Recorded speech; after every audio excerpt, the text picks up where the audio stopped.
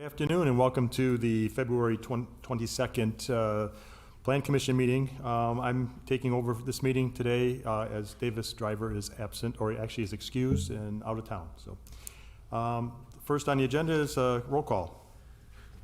Bhatia? Here. Meyer? Here. Driver is excused. Hewitt? Here. Rissler? Here. Van Beckham is also excused.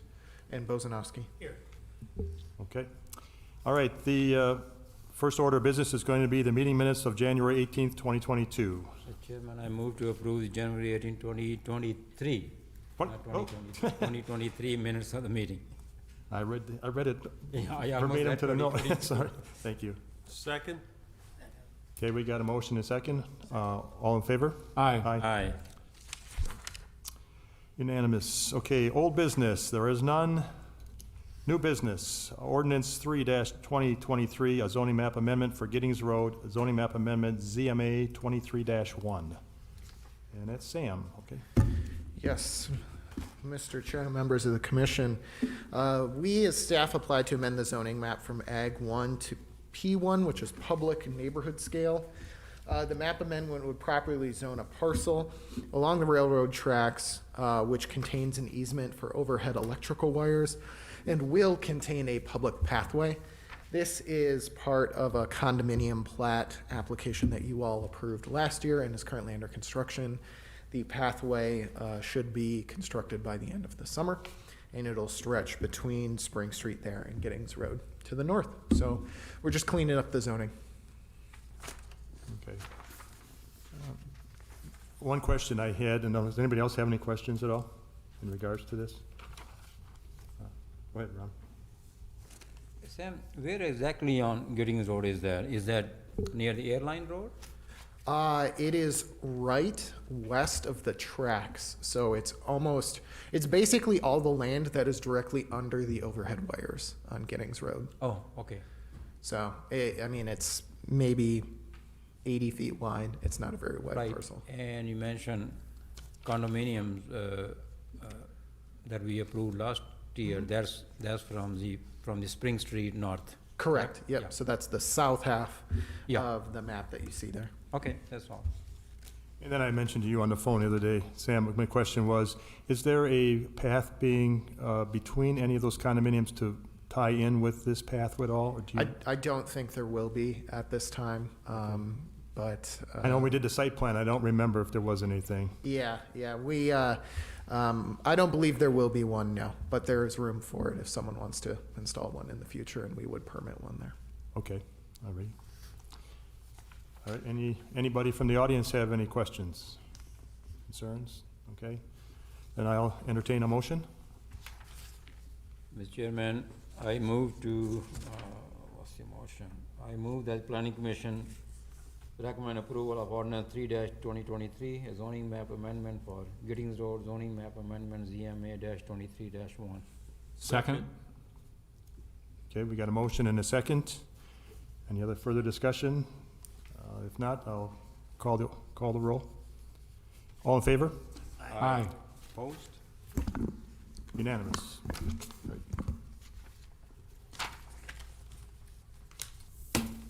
All right.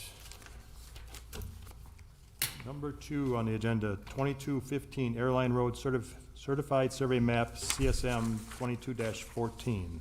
Sam again? The applicant applied, let's get here, yep. The applicant applied to redivide the two existing parcels. Lot 1 contains 72 and some change acres, and Lot 2 comprises 24.68 acres. The application relates to the preliminary plat, which is next on the agenda, which separately proposes dividing Lot 2 into 60 low-density residential lots. The application follows the land use element of the comp plan. The Village Master Bicycle Plan identifies a trail across the property which connects existing trail segments southwards adjacent to the Jamestown 5 subdivision and northwards within the Altamont Acres subdivision. The applicant proposed installing this trail segment within the plat, which you'll see in a bit. Park and open space plan for the Village of Mount Pleasant identifies an environmental corridor area within the central portion of the site as open space lands for preservation.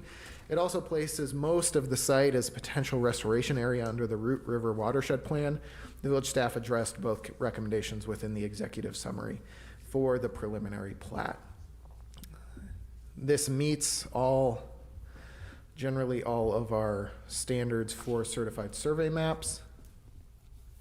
And the lands contained within the CSM do not lie within any tax incremental districts, nor did the applicant request any tax incremental financing. The CSM does not contain any newly platted streets or other public improvements. The plat does, so we'll get into that fiscal note in a second. So with that, we recommend approval of the CSM. Any questions? Ram? Again, for clarification, Sam is, the address is 2215 Airline Road and 1913 North Newman Road. Now, according to the pages, page 3, it comes all the way to the Airline Road, but It doesn't touch Newman Road. It's just a relic of old addressing as the properties have been split. Oftentimes, the remnant parcels will keep the old address over time. So when this is split, we'll likely assign new addresses to clear that question up because it doesn't make sense anymore. So you can just ignore the Newman Road one. It doesn't touch Okay, Newman because Road. it was kind of confusing. Yeah. So essentially, the way I understand is the westward expansion of the Jamestown. Yes, kind of. It'll lie west of Jamestown, but not directly connect with Jamestown. Okay. There's It'll kind not of the connect. forested area in between Okay, so Jamestown it- and this. It will not have any access or connection from Jamestown to? No, it'll connect Altamont Acres to the north to that Creekside Court, very small subdivision to the south. Yeah, it will have connection to Jamestown because you're going to be getting there from Altamont, Yeah, from. which okay. is, Yeah. which is, so you'll be able to actually come through that way if Okay. so desired. Yeah, it won't directly connect, but it will. You'll be able to get to them through this street network. And the area we're talking about is what's page 1, darker on the black and white copy, like, okay, so this green area, that's what we're talking about, right? It's the area to the far east of the site. Okay, far So, east of that, okay. because On from the hard screen copy- in front of you, it's Lot 2. I get it now, okay, yeah. No, that's all, I don't have any other question.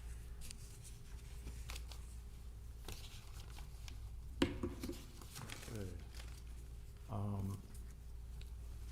Any other questions? No? Is the applicant here? Would you like to come up and say a few words or kind of help us through this, if you would? That'd be great, thank you. And I need your name and address when you get up there, please.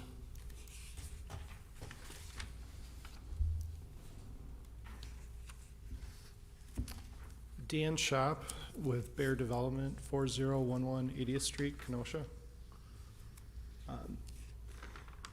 Here to answer any questions. The certified survey map generally just redivides the existing 90-some acres into 2 lots.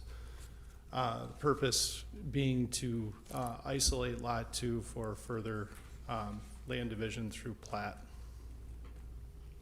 So this is the 24-acre parcel? Is that what we're talking about here? 24.68 acres. Yeah, so this is lot 2 that we're discussing today, right? Okay. All right, thank you. Any other questions at all?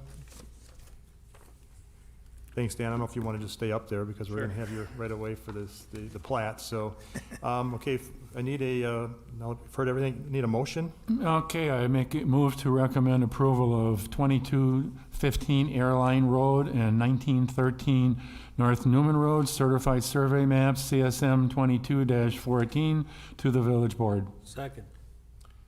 Okay, got a motion and a second. Any other thoughts? Okay. Oh, I did miss asking the rest of the audience if there's anybody else who has anything to say. I'm sorry if I passed you over. Okay. So we have a motion and a second. All in favor? Aye. Aye. All opposed? Passes unanimous. Okay. Okay, the next one on the agenda is 2215 Airline Road Preliminary Plat, PSP-22-3.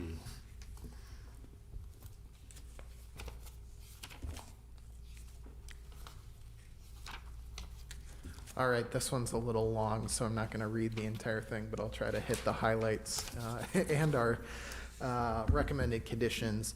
The applicant applied to create 60 parcels within Lot 2 of CSM 2214, which you just recommended.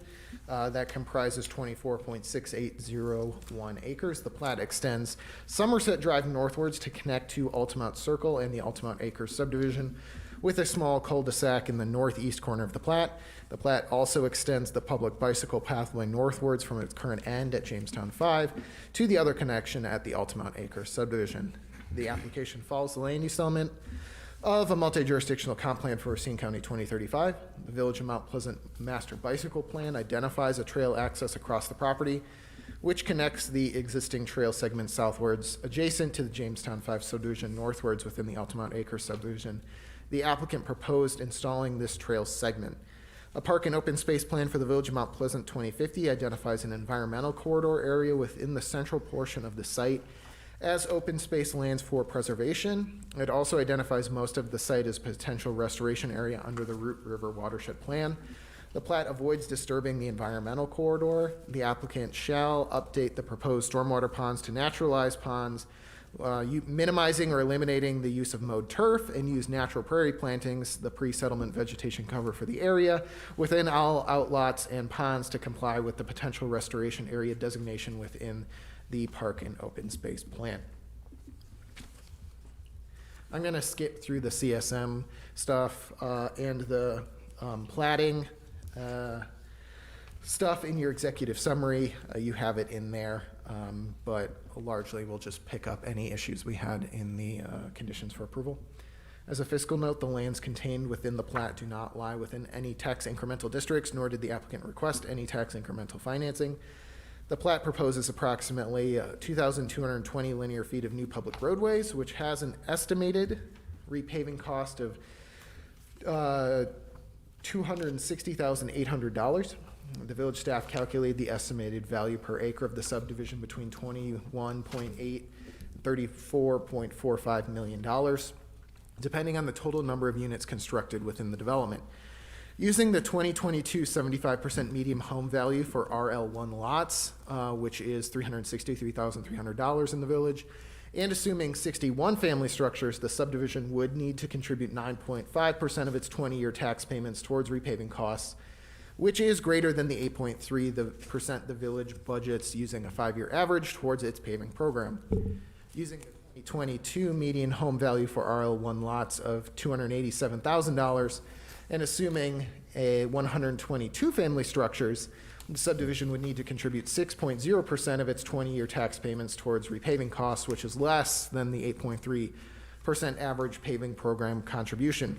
Therefore, for the development to pay its fair share of public infrastructure obligations, the development would either need to increase the number of units beyond 60 or have every unit assessed at values greater than $425,000. Condition 2, which recommends removing inconsistencies with the village ordinance, should allow for greater unit type flexibility within the limits of the RL1 zoning district and help the subdivision fiscally perform adequately. The conditions that we recommend for approval are: 1, the applicant shall update the proposed stormwater ponds to naturalized ponds, as we've already discussed. 2, the subdivider shall amend the homeowner association governing documents to remove inconsistencies with the village ordinance. The subdivider shall arrange with the village assessor a method of assessment for any common areas and facilities, which will allocate each lot, parcel, or unit within the land division or condominium a share of the total assessment for such common areas and facilities. And by inconsistencies, we mean the subdivision deed restricts every lot to single family only. Just as a reminder, our ordinances for low density also allow duplexes. They allow attached secondary suites, so like a small in-law suite that's attached to the home, as well as backyard cottages. So, we're trying to use averages to make sure that the development pays for itself or pays its fair share of public utility things in the long run. If they only deed restrict it to single-family structures, each structure would have to be assessed greater than $425,000, which is not impossible, but would be a little bit of a stretch probably. So that's why we recommend removing those inconsistencies and them just following the general zoning guidelines for the district in which they're in. The subdivider 3, the subdivider shall revise the plat to show the proposed name of Road 2. 4, the subdivider shall update the face of the plat to show the bicycle recreation way shown in the on-site civil engineering infrastructure plans, including a public access easement width of not less than 20 feet. The subdivider shall also update the plans to connect the bicycle recreation way, Somerset Drive crossing, so there is no gap in the pathway. 5, the subdivider shall update the plat to include 20-foot vision triangles at the intersection of Somerset Drive and Road 2. 6, the applicant shall update the on-site civil engineering infrastructure plans to show the installation of a public street lamp at the corner of Somerset Drive and Road 2. And 7, the subdivider shall update the on-site civil engineering infrastructure plans to show planted trees. The total number of trees shall be planted based on 1 tree for every 50 feet of frontage along all streets proposed to be dedicated and spaced on average about 50 feet apart. The required tree shall be planted in the area between the sidewalk and curb in accordance with plans and specifications approved by the Public Works Director. With that, the village staff recommends the Plan Commission moves to recommend approval of 2215 Airline Road and 1913 North Newman Road certified survey map. That should be plat, preliminary subdivision plat, subject to the recommended conditions for approval to the village board. So that was a long one. Preliminary plats are about as complex as they get, so let me know if you have any questions. Any questions from the board? I guess I get a bit confused here, Sam, in regards to the developer is proposing 60 single-family homes, and yet we are trying to say that each unit has to be assessed at a value greater than $425,000. If they decide to go with 60, I mean, we're going to accept the 60. I don't understand why they would have to have a minimum assessment on each of the parcels. We're not saying they would have to have a minimum assessment. We're just saying that the assessed values would have to be greater than $425,000 for them to pay their fair share of the public infrastructure costs. So if they go in with 60 single-family lots and they assess out at less than $425,000, essentially the rest of the village would be subsidizing their public infrastructure. So this is us taking a long-term look at their fiscal sustainability and making sure that those lots are paying their fair share of the public infrastructure that runs in front of them. So we're not mandating anything. All we're saying on the assessment side, because we can't really meddle with that at all due to state statute unless they came and asked us for an incentive, which they did not. The only thing that we can say is in their HOA documents, just remove the limitations on the single-family homes to allow people to build like a backyard cottage if they wanted, which should help to raise the assessed value of the subdivision in the long run to help it perform and meet its obligations. Okay. So we're not saying they have to do anything other than remove the restrictions that deed restrict it to single-family only in their HOA covenants. Why can't a developer have that in an HOA?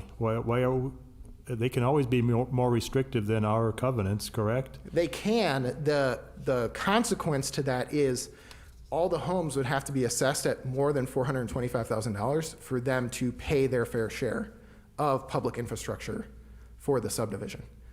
So we're saying if they deed restrict it to single family only, they would all have to be pretty homes valued in excess of 75% of the median value of the village, just to make sure that these people are paying the taxes on their homes that help support the public infrastructure, the streets, the sewers, these things in front of their home.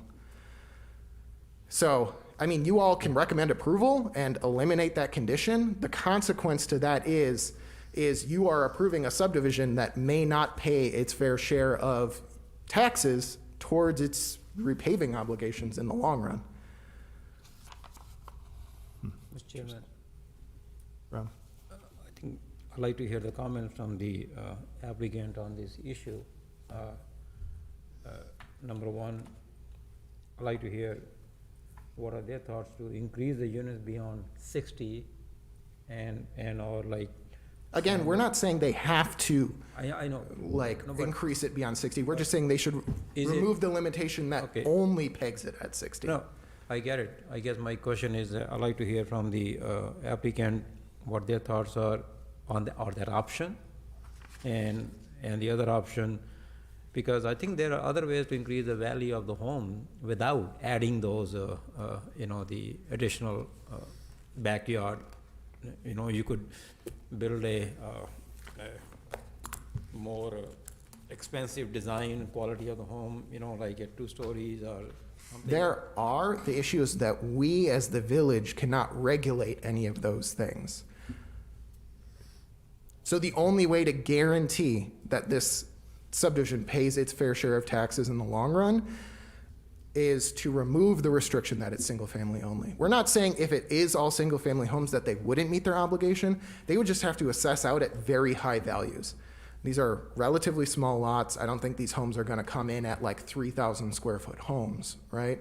So we're just trying to hedge our bets and say, you're restricting this to single-family only. They might assess out at that, but at least remove the restriction. So if someone wants to put in a backyard cottage, they can do it through the normal village permitting process. Otherwise they would be banned in their HOA documents. Okay, I guess my follow-up comment would be, to your comment, these are relatively small lots. So if they are relatively small lots, how can you put back? Well, they're cottage? Is deep there space enough for where it? you could add one. You can also add an attached secondary suite as well, which the HOA documents they submitted would prohibit. I just want to add, so we approved, so in the zoning code 2020 that we approved, that we won an award for, by the way, just saying, that we added these abilities and rights, additional rights for property owners under the zoning code for particular reasons, to increase housing and increase flexibility and variability in housing and stuff like that. And we would just want to give those rights to additional lots. It would kind of shoot ourselves in the foot for all that work we did for the zoning code to basically allow every new subdivision to just sort of ban it. And that's not exactly in the village's best interest. The village's best interest is that those people have those property rights. Oh, I agree. I'm just in my mind trying to understand how would the developer comply with that, because the assessment value of the homes is literally at the end. The only thing they would need to do to comply is just remove the limitation in their HOA docs that say it has to be, each lot is only allowed one single-family structure. That's the only change we're asking for, is they just remove that section. All the other zoning restrictions will still apply. We're asking them to just grant a little bit more property rights to provide those homeowners long-run flexibility. That's the only thing we're asking. We're not saying they have to peg an assessed value. All of that is just us trying to project out, will this subdivision pay for itself in the long run? Currently, the answer is maybe, but to make us a little bit more certain, that's why we're asking them to remove that restriction.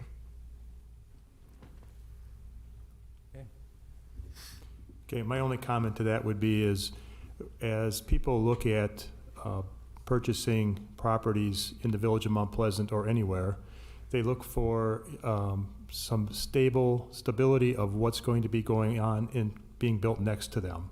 And that's going to impact the value of the lot to an individual purchaser, because if they know that somebody can build multiple housing projects, if you will, again, with a backyard cottage, they may not want that next door, because that brings more people into their, so to me as a homeowner or buyer, I would look at that going, I'm not quite sure, I'd like the stability of knowing exactly what's going to be going on next to me, and having it just single family homes. Again, that's just me, that's from my perspective. And that's fine. You can disagree with us and say we should let them deed restrict it however they want. All that we're pointing out is the consequence to do that is this subdivision might not pay for itself in the long run. The taxes all these homeowners pay might not cover the cost to repave their road or their fair share of those taxes in the long run. Right. So that is the consequence. You can say, let them do whatever they want, strike the condition. That's totally within your purview. That's just the consequence to your action, is Yeah. this subdivision might not pay for itself. Yeah, and I know there's a 20-year paving plan or program, and that's fine, but where I live, I've been living in that road for 30 years, over 30 years now, and it's not been repaved. The subdivision to the west of me has been in there for 22 years. It's never been repaved and doesn't need to be repaved. So again, the 20-year thing is where I get a little sketchy on, because we're not repaving roads in our subdivisions at that level in 20 years. We have other subdivisions that are repaving the roads on 15-year schedule because they've already failed. Ones Because from were- the 2000s. Were they poorly engineered and put in, or is that, again? Could be. That's why we're trying to Yeah. average it out at 20. Okay. All of this is an exercise to be like, will the development that comes in the village pay for its fair share of taxes in the long run? In certain circumstances, like nonprofits or educational opportunities, we know they're not going to pay their fair share because they don't pay taxes. Right. So the other property owners have to make up their fair share. In this one, because it's just a normal development, all we're asking them to do is like try to pay their fair share. So if you keep the single family restriction in there, say that's fine in their HOA documents, that's fine. I'm not going to lose any sleep. I'm just explaining the okay. consequence to you all that Yeah. this subdivision might not pay its fair share. Yeah. And anecdotally, I've been getting a lot of positive feedback on this flexibility from people that are looking for new houses, especially seniors looking to downsize, and caregiver situations, as well as college kids boomeranging back and stuff like that. So, and currently we don't have a whole lot of that housing stock in the village. So allowing this to open up a little bit is good. And don't get any of us wrong, the over 90% is going to be probably a single family houses or anything like that. There's one or two might be something a little bit different, which is not going to really rock the boat too much. And that's what we, want to have that flexibility for. Okay. It also doesn't eliminate the option for them to come in and deed restrict the property later. Like, the village wouldn't be involved in it in the long run. I mean, all the property owners, they all buy in. They could choose to amend the covenants however they so choose. This is just the only time where the village has a say. Okay. Any other questions from the commissioners?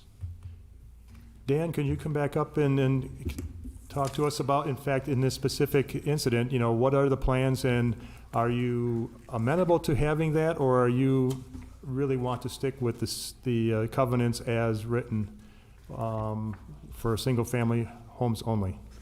You're on the spot. Sure. Honestly, I drafted the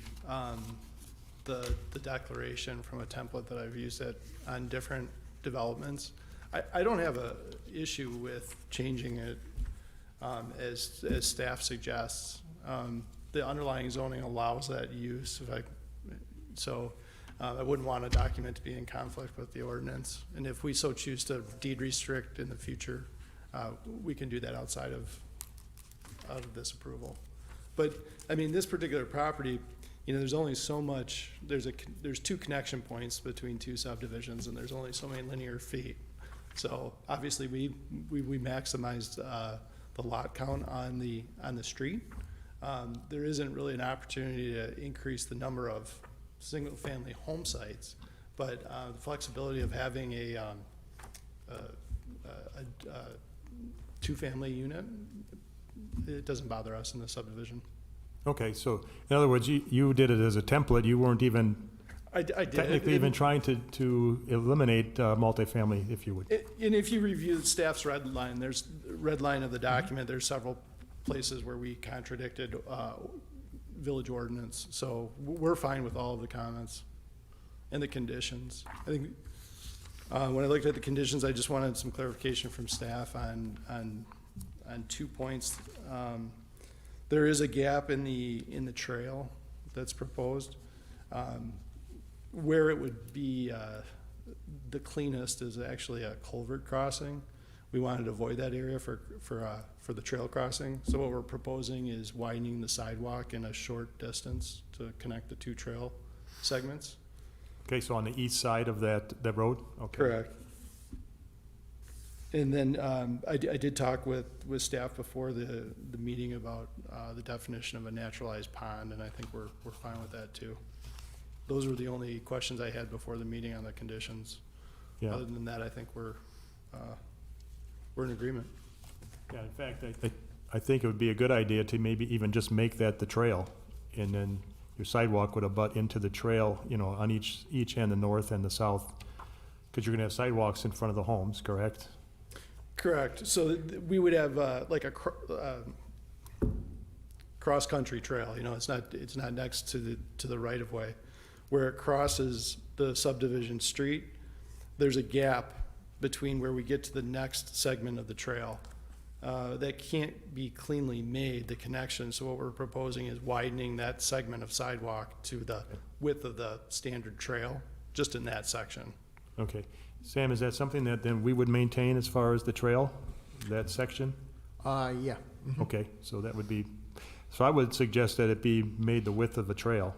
Yeah, which is typically 10 feet instead Right. of 5. That also works well. Really, the only impact to a private property owner would be lot 12. That would have a slightly wider sidewalk in front of them, but the rest is outlot space anyways. And so we're fine with that scenario. I think it's kind of the best of a tough option with all the conflicting easements and roadways and stuff in there. So that works for us. Okay, that sounds good. All right. Any other questions? Anybody from the audience have any comments? Nothing at all? Okay. I guess at this point then I would look for a recommendation. Mr. Chairman, I move that the planning commission move to recommend approval of 2215 Airline Road and 1913 North Newman Road, CSM certified survey map CSM-22-14, subject to the recommended condition for approval to the village board. What do you think? I will second, but that should be the preliminary plat instead Yeah, of the it was CSM. it was a misprint in the, it's a I was misprint in the reading paper. that. That's I was- okay. I was reading that Right. preliminary plat. Yeah, I think this language is, So it's actually preliminary subdivision plat PSP 22-3 for the record. yeah. I amend my motion, yes. Okay, And second. okay. Anybody more comments? I will take a call for a vote. All in favor? Aye. Aye. Do we have one abstention? Tosh, okay. And so it's 4-1. And it passes. So good luck. Thank you very much.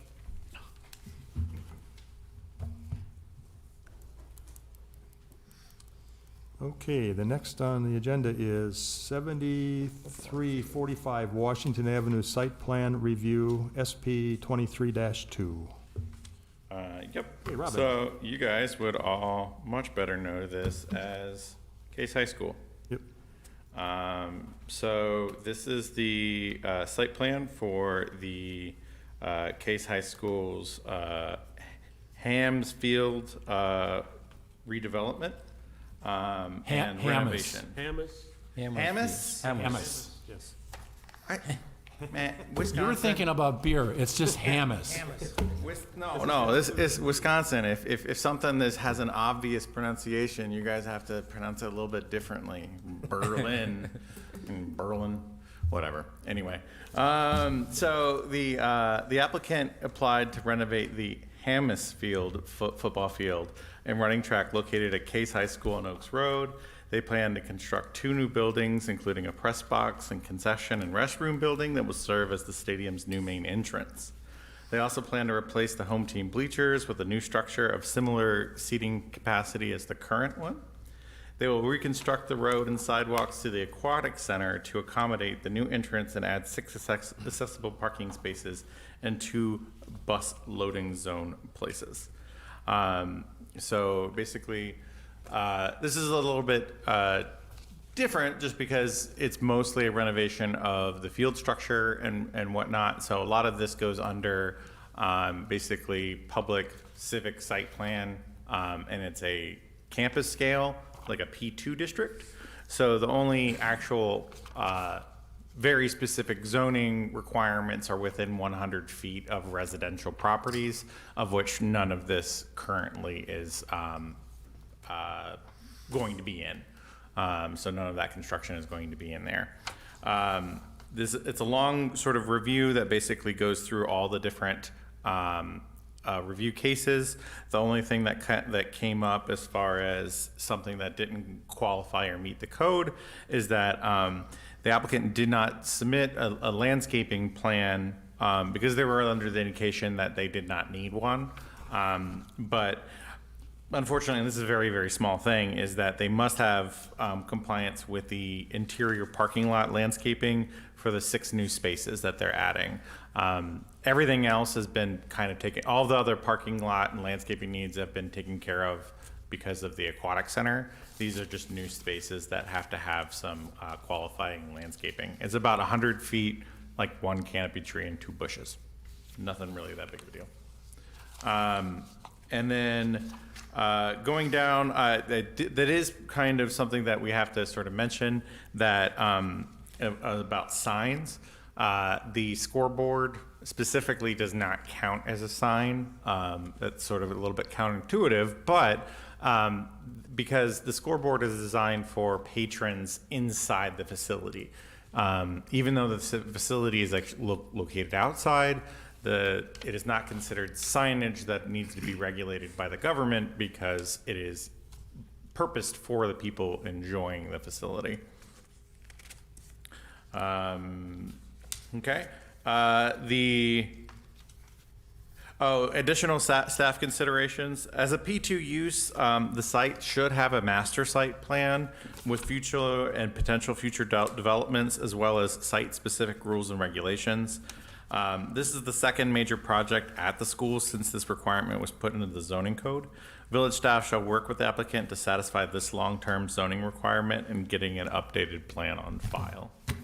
And with that, we recommend the approval of the site plan with the one condition to approve. That's about the landscape plan around the new ADA spaces. And I believe that the applicant is here. I think so. Is it? No, not. I am mistaken. Is the sign on the board, the scoreboard? Scoreboard. Is that gonna be visible off of Highway 20? So yes, you can see it now. So this is tricky because basically, if all of a sudden, while not playing in a game, they were running advertisements on the scoreboard, basically for an intended audience of people driving on Highway 20, that would be probably a violation of the sign code. So, the scoreboard can't be used in that way. But even during a game, will that distract traffic off of Highway 20? Because you're looking down on it. At the angle that it's at, I'd probably have to see it. It would, at the angle that it's at, no. The stadium lights are going to be much more bright and distracting than at night, at least, than the scoreboard would be. And we already have some bright electronic signage along 20.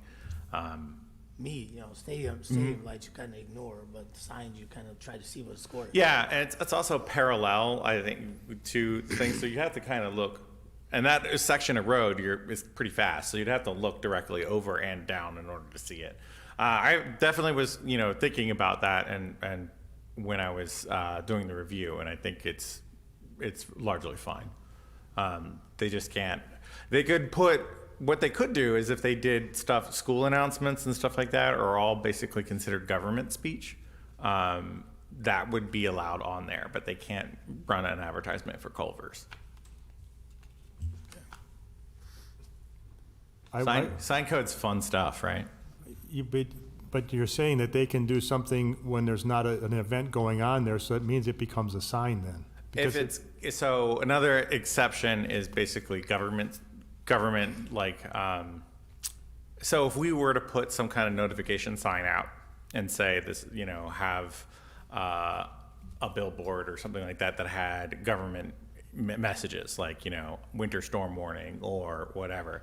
If they have something that say schools closed or whatever, under the sign code, that actually does not count as signage. Because it's not commercial signage, but it's specifically government signage.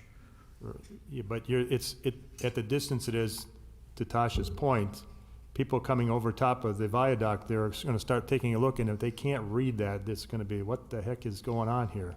I would advise that they not do that at all. I'm just basically explaining the parameters at which they could. I think it would be pretty expensive to just run that as, they already have the electronic messaging center on their monument sign. Correct. At the corner. I think that's far more effective, and they would probably use that. Well, why would we not want to put a restriction on them using that sign outside of when there's a sporting event happening there, period? Because we can't. Why For not? those, like, if they want to use it for that reason, then it's not considered signage. So we wouldn't be able to. And then we can't restrict it based on content on other times. I can but certainly kind of go back and check with legal as far as the legality of basically placing a restriction on, when that electronic sign can be on outside of sporting events. Well, it's not, you said it's not a sign, it's a scoreboard. Correct. So we're not, So- we're regulating it as a scoreboard for the facility. We're not, because otherwise you're opening it up for any time then. Correct. So sorry that this is kind of, the language is flubbing because when you talk about signage as far as the sign code, then that is a particular definition. When you talk about a layman term of what is a sign, everybody yeah, that's a sign. But when you say, okay, it is government speech and it's a government sign, then that's not a sign under the sign code. So we would have to put in a different condition if that's what we wanted. Again, I don't even think that the school necessarily wants to use it in that method. So if you guys want me to add in that some kind of, or look into it to add in potentially some kind of condition about that, I'd be happy to look into that. I just don't think, one, we can't regulate its usage if it's government speech. So we would only just say commercial usage. And in order to be consistent with other things as far as lighting, outdoor lighting and whatnot, it would have to be after a certain time or whatever that it would not be able to be on. Does that make sense?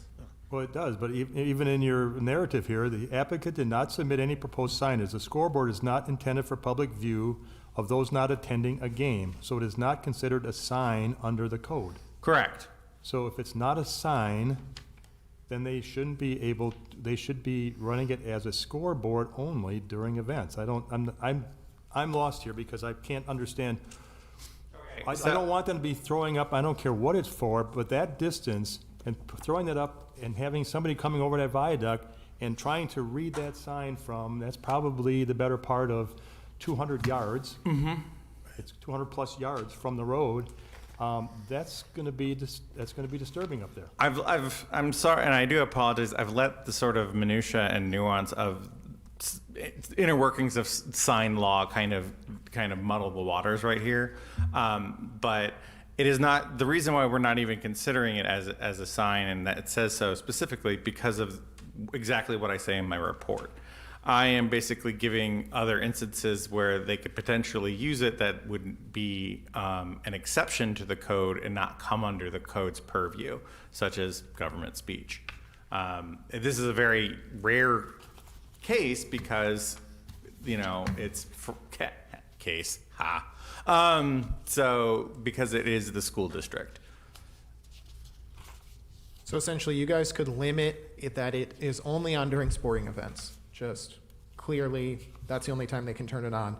But if they turn it on and put up a thing that says winter storm warning, we can't tell them to turn it off.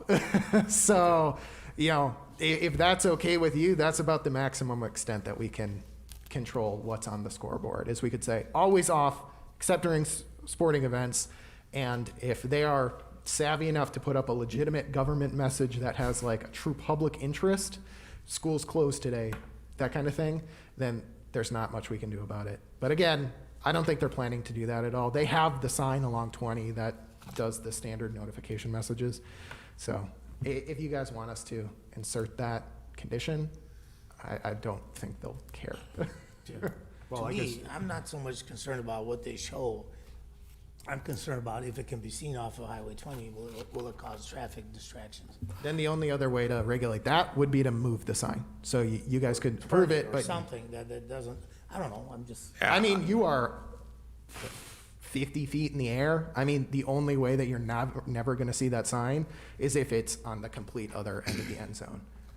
You know, any other direction of travel, whether it's, you know, eastbound or westbound, any of the other sidelines other than the north sideline, you're going to be able to see it. So.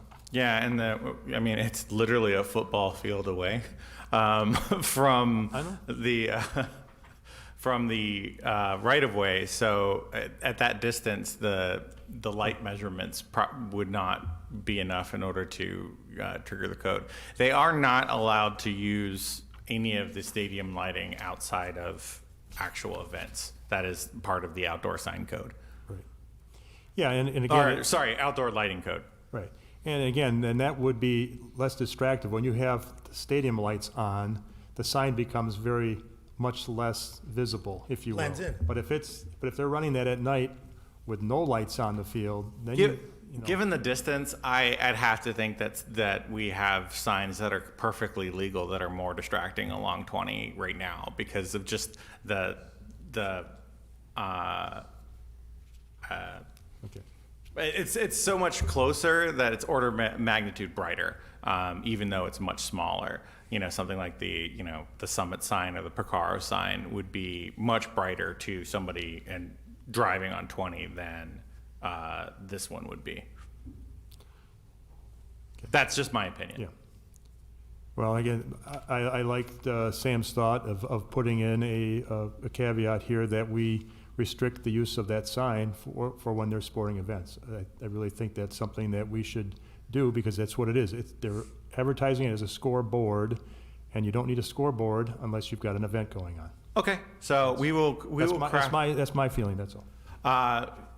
I'll take that direction as we will craft something with legal that is a condition that meets y'all's requests there, and staff supports that. I have one more question. You talked about adding 6 additional parking spaces. I think they're accessible parking spots. What have you done for bicycle parking? Do we have anything, have they done anything with regards to that? That is with the, all of that basically is with the aquatic center. So because they're not adding any additional spaces and they're not increasing the footprint, the additional bicycle parking requirements don't kick in. Okay. And that's kind of unfortunate, but we can just sort of just like yell at them that, hey, just build more bike parking, you need it.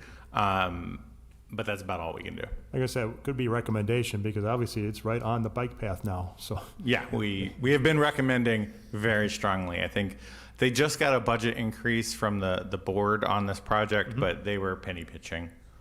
Yeah, okay.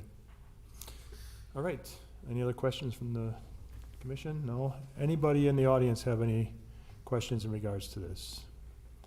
Okay, hearing none, a motion is in call for. Mr. Chairman, I vote for approval of ordinance 4-2023, the zoning map amendment for Enterprise Drive. This is number 4, Tosh. 7345 Washington Ave. What am I looking at? One up. Vote for approval 7345 Washington Avenue site plan review SP 20-23-2.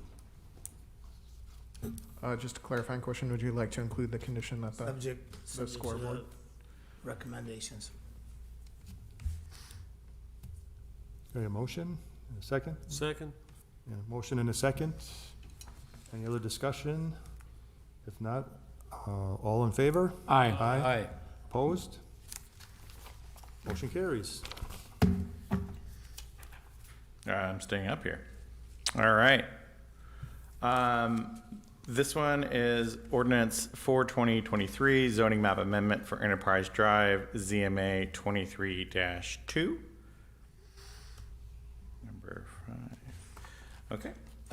So this is right over here, Enterprise Drive, right next to Campus Park. The applicant is Jason Lawrence from Joseph Scott Builders. The owner is M&H Property. The existing district is B2. The proposed district is RL2, which is low-density residential 2. The background is that from Jason Lawrence from Joseph Scott's Homes applied to amend the zoning map from B3 to RL2, or I guess that's an inconsistency. It's B3. The applicant wishes to plat approximately 9 residential lots on the parcels totaling 2.285 acres. The applicant will determine the exact dimensions of the residential lots on a future certified survey map. The application follows our comprehensive plans designation of mixed residential business. The village is currently drafting a local area plan for local planning area 5, which I want to talk about later. It meets the Chapter 90 standards, provided a CSM is used to divide the lots, and that would be the first condition. As far as fiscal impact, currently they lie within tax increment District 2, but that TID is closed, and they did not ask for any public financing. The zoning map amendment won't actually affect the assessed value of the property, but the future expected development will. The 3 parcels are currently assessed at $265,000. Splitting them into 9 lots will create accessible values of at least $50,000 each for a total of $450,000. Development into homes valued at $300,000 each would have an accessible value of $2.7 million, which would be well above the village's $1 million accessible value per acre goal.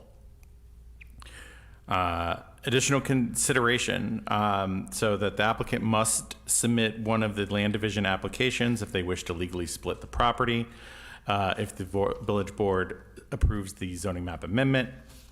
While village staff had envisioned a slightly denser use taking advantage of the campus park adjacency, the village owner occupied market is so sparse currently, it's at a 0.0 vacancy rate, that the village staff recommends supporting a wide variety of residential projects. In response to this concern, the developer has stated they will offer additional product types to let homebuyers select a denser housing type allowable under RO2, such as either a duplex model or a backyard cottage, if the homeowner or future lot purchaser wishes. The village staff recommend one condition for approval, and that is that a land division be submitted within 1 year of approval, else the zoning reverts back to its current zoning. And then we recommend approval of Ordinance 4-2023. The applicant is here, got that one right. And if you have any questions for me, I'd be happy to answer them. Okay. Commissioners, anybody? The question I have is where that road dead ends Yep. to the east, we have preliminary plans, I believe, to extend that road then down to Slater, correct, along the east side of the campus park. How will this impact that? At least I know we were looking at that. So basically what we have, that will come up during the CSM portion, but we will ask for 33 feet of right-of-way on the east side of the property, and that will be the other 33 feet that will match up for the right-of-way that we currently have. And yeah, that would match up with doing that with the park. It's development dependent that would go through, and you know, it is one, I think it's just good planning to put new residential along your new fancy park. It's just a way to capture that value both from the park side as well as, you know, it increases the value of that new residential. So that basically that's being considered, both a connection north towards Slater and then it stopping there, and a connection to the east eventually to get to Stewart. Both are in the plan. Yeah. And I just want to make sure the developer is aware of that, and I assume that we would be doing that, asking them to deed that 33-foot. Yeah, they are aware. Okay, thank you. Okay, the applicant is here, right? Yep. Jason? Yeah, come on up if you would like to share with us your thoughts on what your plans are there.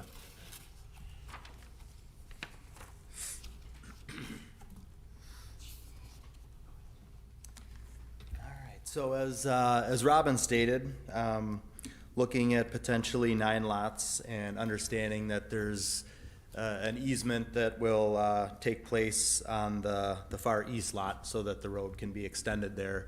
But I guess the vision here was being able to create some lots that somebody could purchase a lot and build a home and keep the overall cost below $400,000, which doesn't really exist right now with any new construction. The fact that the park is behind is kind of a nice concept for younger families. So, younger families that are maybe moving out of their first startup home, finding something that's $400,000 or less is kind of a perfect fit for them. And if they've got kids, their backyard kind of opens up into the park that's there. So we talked about possibly creating a little bit of an opening in the woods that lines the northern property line, just so that you can get a view of the park and that the people that live there can access the park. So it's, even though the area that it's in doesn't currently have any residential, the plans to expand the road up to Slater and have residential would kind of match up with what would happen here. And again, the thought process was just being able to create lots and have some builds that would be, under the $400,000 price point.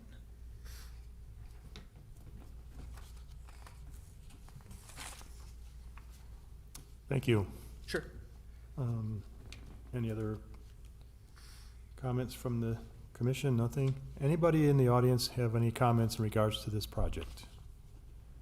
None, okay. I like the plan. That's my comment. Okay. Well, then I will look for a motion. Mr. Chairman, I move to recommend approval of ordinance 4-2023, a zoning map amendment for Enterprise Drive.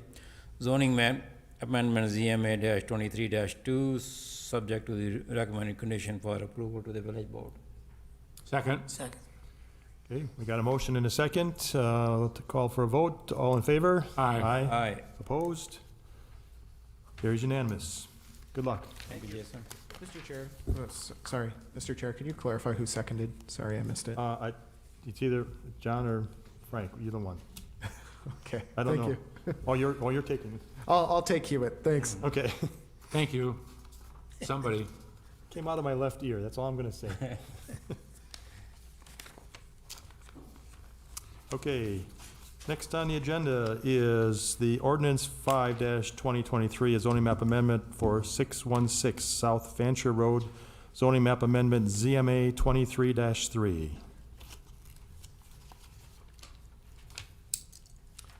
And Sam, okay. Alrighty, this application Susan applied to amend the zoning map from RL1 to RE. The map amendment would allow 2.2 animal units for the property per section 90-430.20A of the Code of Ordinances. The application follows the residential areas, including churches, multifamily designation from the land use element of a multi-jurisdictional comp plan. The village does not have an adopted plan for local planning area 5. We're working on one. The Village of Mount Pleasant Master Bicycle Plan recommends a bicycle trail along South Fancher Road. This application does not include any proposed improvements. Therefore, the applicant is not required to install the proposed trail. And the park and open space plan for the Village of Mount Pleasant does not recommend preserving any open space lands within this parcel. This one's pretty simple zoning change. It complies with all the zoning regs. The reason why they're applying to change the zoning is to allow for those 2.2 animal units, which is just 1 animal unit per acre, per division 90-340 horses and farm animals, which only applies to estate lots for RE.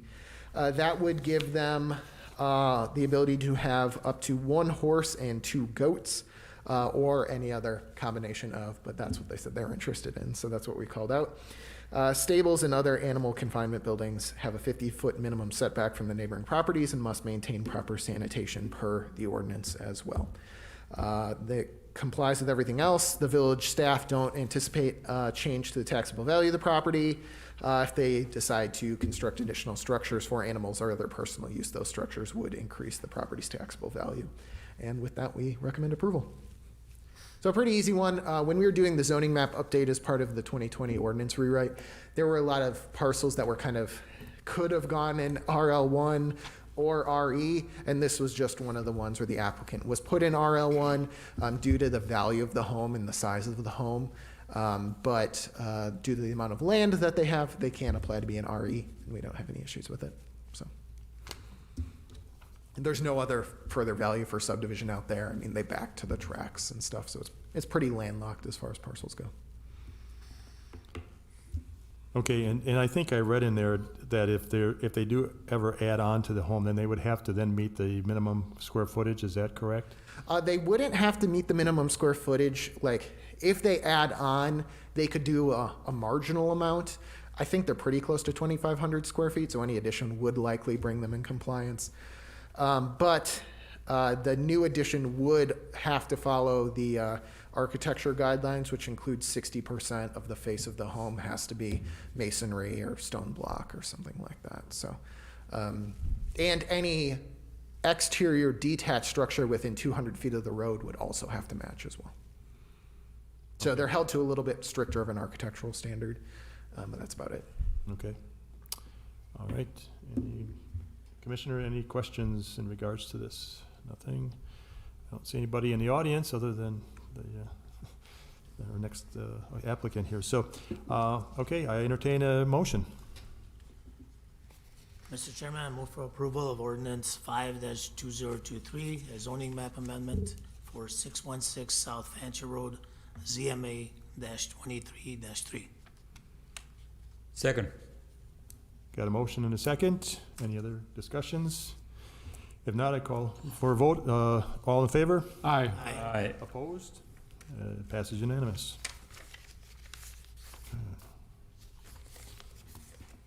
Okay, the next on the agenda is ordinance 6-2023, a zoning map amendment for Megan's Way, zoning map amendment ZMA 23-4.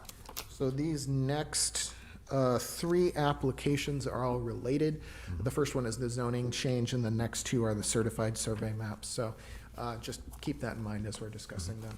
The applicant applied to amend the zoning map from RM2 and RL1 to RH1, including only a portion of the larger southern property there, which you'll see in the CSM for Megan's Way. The applicant wishes to amend the zoning map so they may construct two-story 26-unit buildings. The current RM2 district allows a maximum of 20 units per building.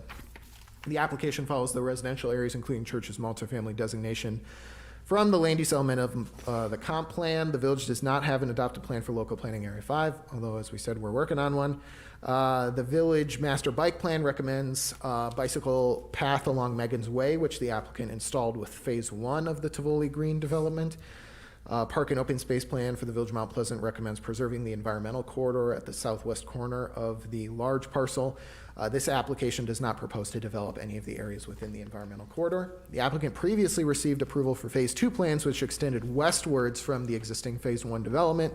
However, they reconsidered their development phasing and now wish to develop the lands closer to the existing buildings and public infrastructure.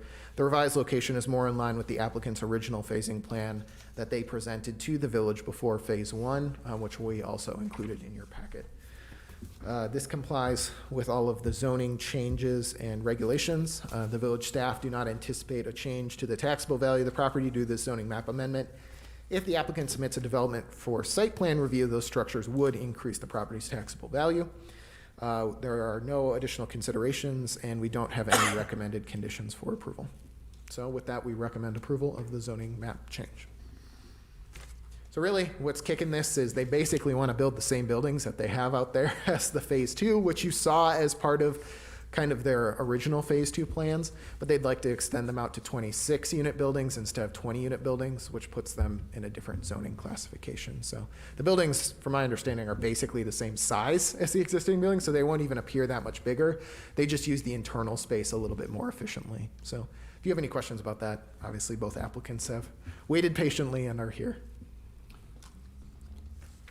Anything from the commission? Mark, you want to come up and talk us through this and what your plans are? Mark Lake, Baumgardt Partners, 1200 North Mayfair Road, Milwaukee, Wisconsin. I'm here with Matt Maroney, our CEO. This plan, like as Sam said, basically we're going back to our our original plan for what was phase 2 of our project, in hopes that to develop that out, since the infrastructure's there, we don't have to extend things and others. The other part of it was, if you read the code, since the master plan, or since the zoning code was changed, we can't even build those buildings on this parcel without the change in zoning to what we're asking for today. We just so happen to have more efficient buildings, which have more units, basically the same length, same everything else. And at some point in time in the future, we'll come in with an application for those. But right now, we're really looking at trying to get the zoning in place for us to do the next phase, since we're fully leased and have been for a while. And we just want to keep moving forward. I guess the question I have is in regards to the road extension over to Highway H.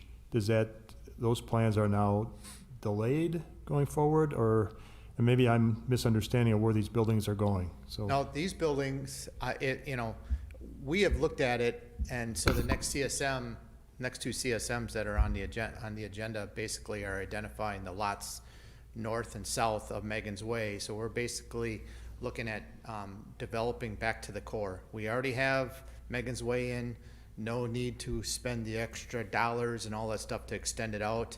I think, when we looked at it, we were relying on a lot of help from the county on coming through with their new intersections and such, and, extensions of Campus Drive, and those are not really in around a severe of influence that would allow us a good, proper development. So we said, hey, let's go back to basics.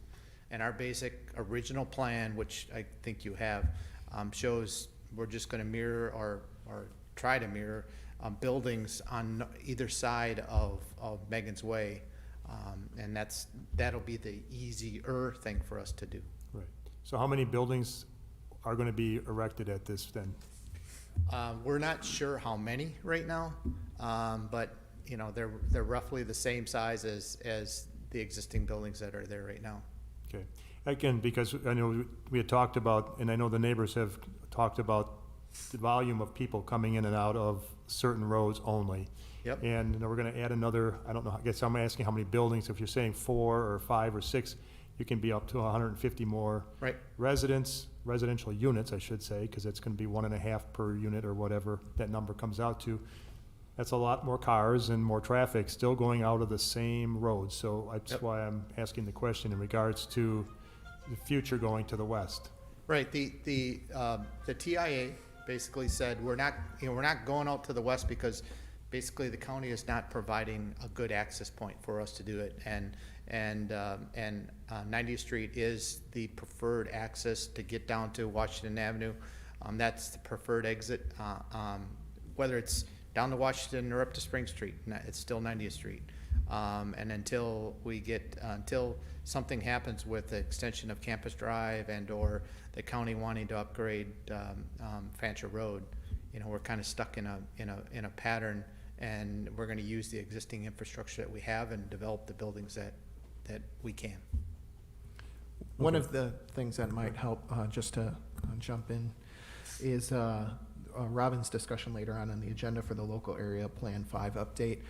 Those connections are still in the long-run plan for the area. So this change of plans for this specific development does not remove our intent to connect roadways east and west between Fancher and 90th Street. So Robin will get into that in a bit. We're going to make sure those plans are inserted in it. So as they develop southwards, and as the properties west along Fancher develop, as well as the county's long-run plans on Fancher as County Trunk Highway H, that plan should help address all of those concerns.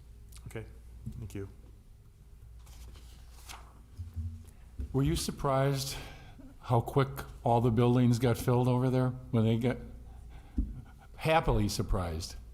Happily, yes, absolutely, because we came online right after COVID, and Yeah. we were like, okay, what can we do?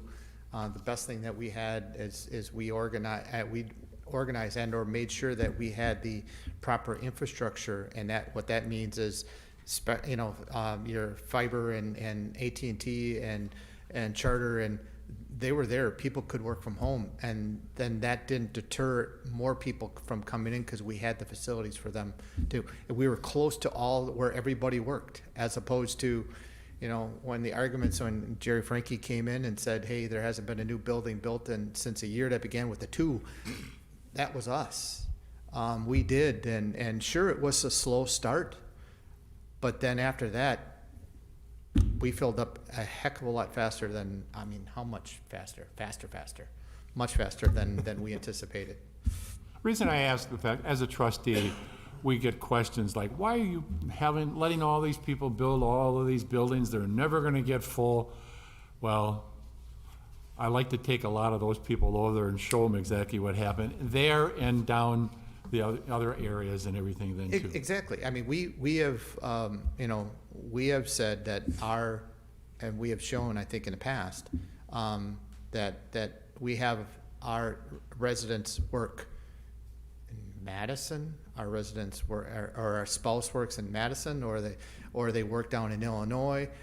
And I think the reason why they're here now and the reason why they want it is because they're sick and tired of living up in Milwaukee or living down in Chicago and having to work in Milwaukee or whatever it is.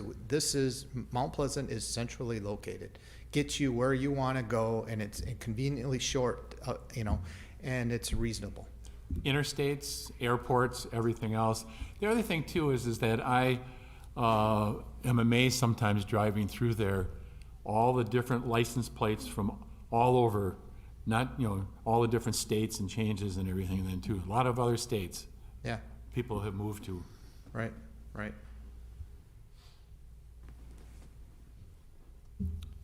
Okay, Commission, anybody have any more questions?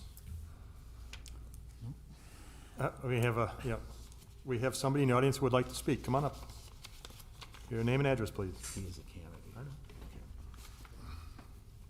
Travis Yankee, 103 Trellis Lane. So I just want to have some more inquiries here, watching from home, so I thought I'd come up and take a stab at some questions. Kind of unclear on how big the zoning changes will be. We're looking at 20 maximum, and now you want to make 26. What are the plans going to be at this point? Are you going to come back and it's really going to be 50 unit buildings, 70, 80, 3 stories? And all the talk about 90th Street is still a farce. People are cutting through on Portico. Bus loading and unloading is dangerous. I even have people that in my neighborhood that found out that one of the residents is running a tattoo parlor out of their apartment. So I still feel that this running down and raceway to building is not being fairly looked at by this commission or the village board. And I feel that you guys are not challenging it enough when it comes to listening to the residents and feeling about those that live here permanently and what we're getting out of this. I know you guys are looking for a tax revenue and base to pay some of the debt that keeps getting run up. There's a lot more educated ways to take about it and take care of it than giving these guys millions of dollars and letting them build their 300-400 unit buildings. Thank you. Thank you.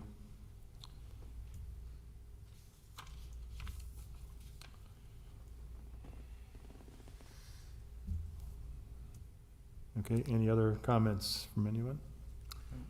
Okay, I will entertain a motion on the zoning map amendment.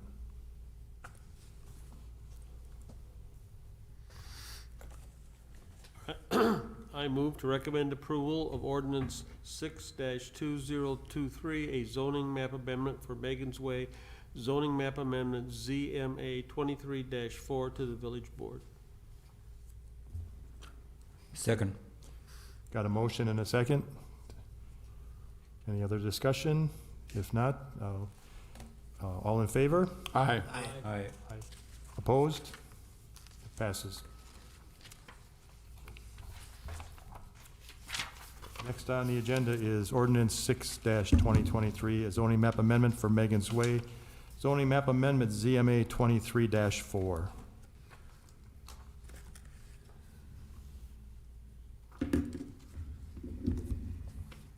Sorry, hold on one Sam. second. That's what we just did. No, No, we did ordinance 6. 2023. Yeah, you're on 8, the CSM. Oh, sorry. Sorry, Portico Drive Certified Survey Map, CSM 23-1. Thank you. The applicant applied to redivide the existing 3 parcels. Lot 1 contains 2.0966 acres and a portion of Tivoli Green Phase 1 multifamily development. Lot 2 contains 1.3363 acres, which the applicant intends for a portion of the Tivoli Green Phase 2 multifamily development. The remainder includes unplatted lands included with the parcel number, which is to the west. That's 032209092000. It doesn't have an address. The application relates to the Megan's Way zoning map amendment, which you just acted upon, which proposed amending the zoning map for Lot 2 to RH1. The application follows the land use element of multi-jurisdictional plan for Racine County 2035. The Village of Mount Pleasant Master Bicycle Plan identifies a trail along Megan's Way, which is installed, and a park and open space plan for the Village of Mount Pleasant does not identify any areas within Lot 1 or 2 for protection, reservation, or dedication. The application meets the RM2 lot size requirements for Lot 1 and the RH1 lot size requirements for Lot 2. The lands contained with the CSM lie within tax incremental district number 2. The applicant has multiple agreements with the village for tax incremental financing as a part of their Phase 1 plans and intended Phase 2 plans. Any revisions to those agreements are subject to Community Development Authority review and Village Board approval. CSM 23-1 does not contain any newly platted streets or other public improvements. The village staff will prepare a detailed fiscal note upon submission of a site plan for review for Lot 2. Lot 1 has a current assessed value of $6,447,000, which equates to about $2.891 million per acre. The village staff anticipates similar values for Lot 2 within any future Phase 2 Tivoli Green development.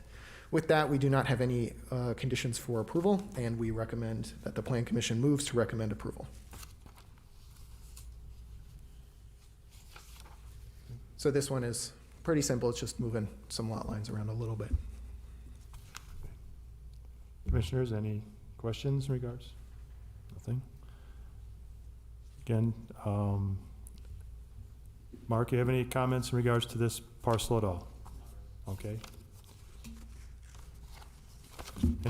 Nothing else? Okay. Okay, so on that, I will entertain a motion.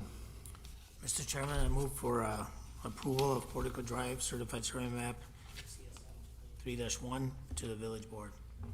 Second. Got a motion and a second. All in favor? Aye. Opposed? And it passes.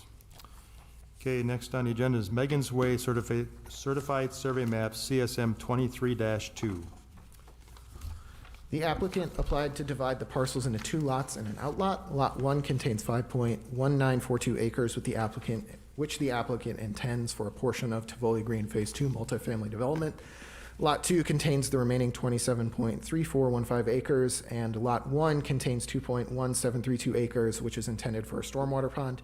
The application relates to the Megan's Way zoning map amendment ZMA 23-4, which proposed amending the zoning map for Lot 2. Sorry, that should be Lot 1 to RH1. The application follows the land use element of the multi-jurisdictional comp plan. The village master bike plan identifies a trail, as we said, which is installed. A park and open space plan for the village of Mount Pleasant identifies an environmental corridor as open space lands for protection, which we addressed during a condition on the approval.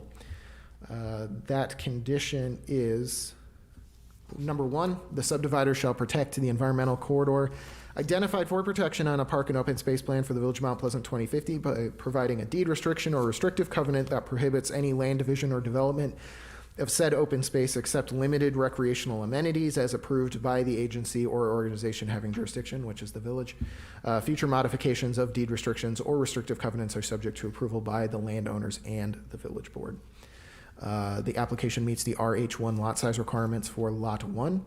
The lands contained within the CSM lie within tax incremental district number 2. As I said on the last one, the applicant has agreements with the village for tax incremental financing as part of their Phase 1 plans and intended Phase 2 plans. The revisions to those agreements are subject to CDA and village board approval. The CSM does not contain any newly platted streets or other public improvements. The village staff will prepare a detailed fiscal note upon submission of a site plan for review of Lot 1. The adjacent Tivoli Green Development Phase 1 has assessed values of approximately $2.9 million per acre. The village staff anticipates similar values for Lot 1 with any future Phase 2 Tivoli Green development. Village staff don't have any recommended conditions for approval other than the one I already stated, which is regarding the environmental corridor. And with that, we recommend approval. Okay. Commissioners, any questions? No? Nothing from the audience? Travis, you're... Why don't you come on up to the podium and then we can directly ask that question to staff. Travis Sankey, 103 Trellis Lane again. I apologize, but during the zoning change, I'm just curious from staff what the size limit is now, changed from 20. They want to build 26. Are we talking they can go up to 50 units? I mean, what, 3, 4 stories? I think should be noted for the record of how big they can go, since Mark says they don't have definite plans yet. For specific multifamily, correct? Correct. Because they could do single family and other sizes as well. But I think we're where they're going, so I just want to see that there's not a 5-story out there, which I'm afraid The of. highest height they could go up to would be 60 feet. The RH1 district does not have a minimum number of units per building. The maximum kind of backs into one. I can do some That's okay. quick math here. I mean, it's already been rezoned and approved, but again, it's something I'm going to discuss at Village Board in the public hearing next week. Yeah, so it's about 5. There's a minimum of 1,000 square feet of lot area per dwelling unit, which tends to be higher. So I'd say the 60-foot height limit is probably the closest limiting factor on the RH1 district. And what is that, a 3-story or 4? Typically, it's 3 to 4, depending on how they do a Okay. roof peak. Right, so you got a flat story, you could do 4-story. 5-story would be a squeeze. Or I 4, I think. think 4. 4 would be Okay. tight, but feasible, and 3 would be definitely feasible. Right, I just want to point that out, because having done my homework like a lot of folks in here don't do, one of the original plans was a 4 or 5-story in Phase 2 when I was here in 2018. So when he shows up with a 4 or 5-story plan, I want you guys to be ready that that's probably what's going to get proposed. Thank you.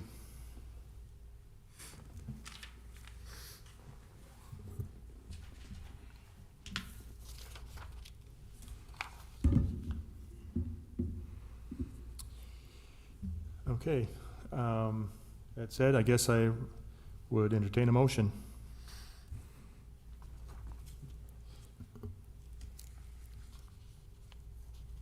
Mr. Chairman, I move to recommend approval of Megan Way certified survey map CSM-23-2, subject to the recommended condition to the village board.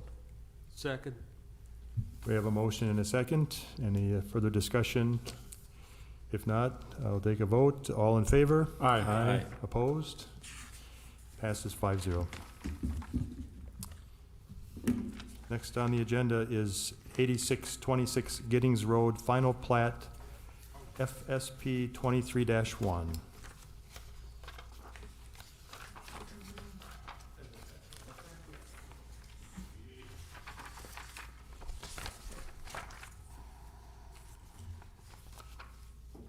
Okay, so this is our second subdivision plat of the day. You know how long it was before we got to like one, since I started here? It was a long time, and then now we're at a clip. It's great. So this applicant applied to plat 7 lots as settlement of Hoods Creek Addition 3 along a continuation of Creekview Lane with a proposed oh, that is not correct. That is a cut and paste error. So this would be a continuation of Creekview Lane and then strike the next one. The application follows a preliminary subdivision plat approved in 2004. The Plan Commission, just as a clarification, the Plan Commission has the option to request final plat applications corresponding to preliminary plats that are over 3 years old to resubmit their preliminary plat. We're not recommending this, but I'm just letting you guys know that you have that option. Each preliminary plat is good for 3 years. and then it becomes your option whether or not to accept it. The reason why this one is in front of you is because all the lots meet zoning standards. Because of that, staff moved it forward.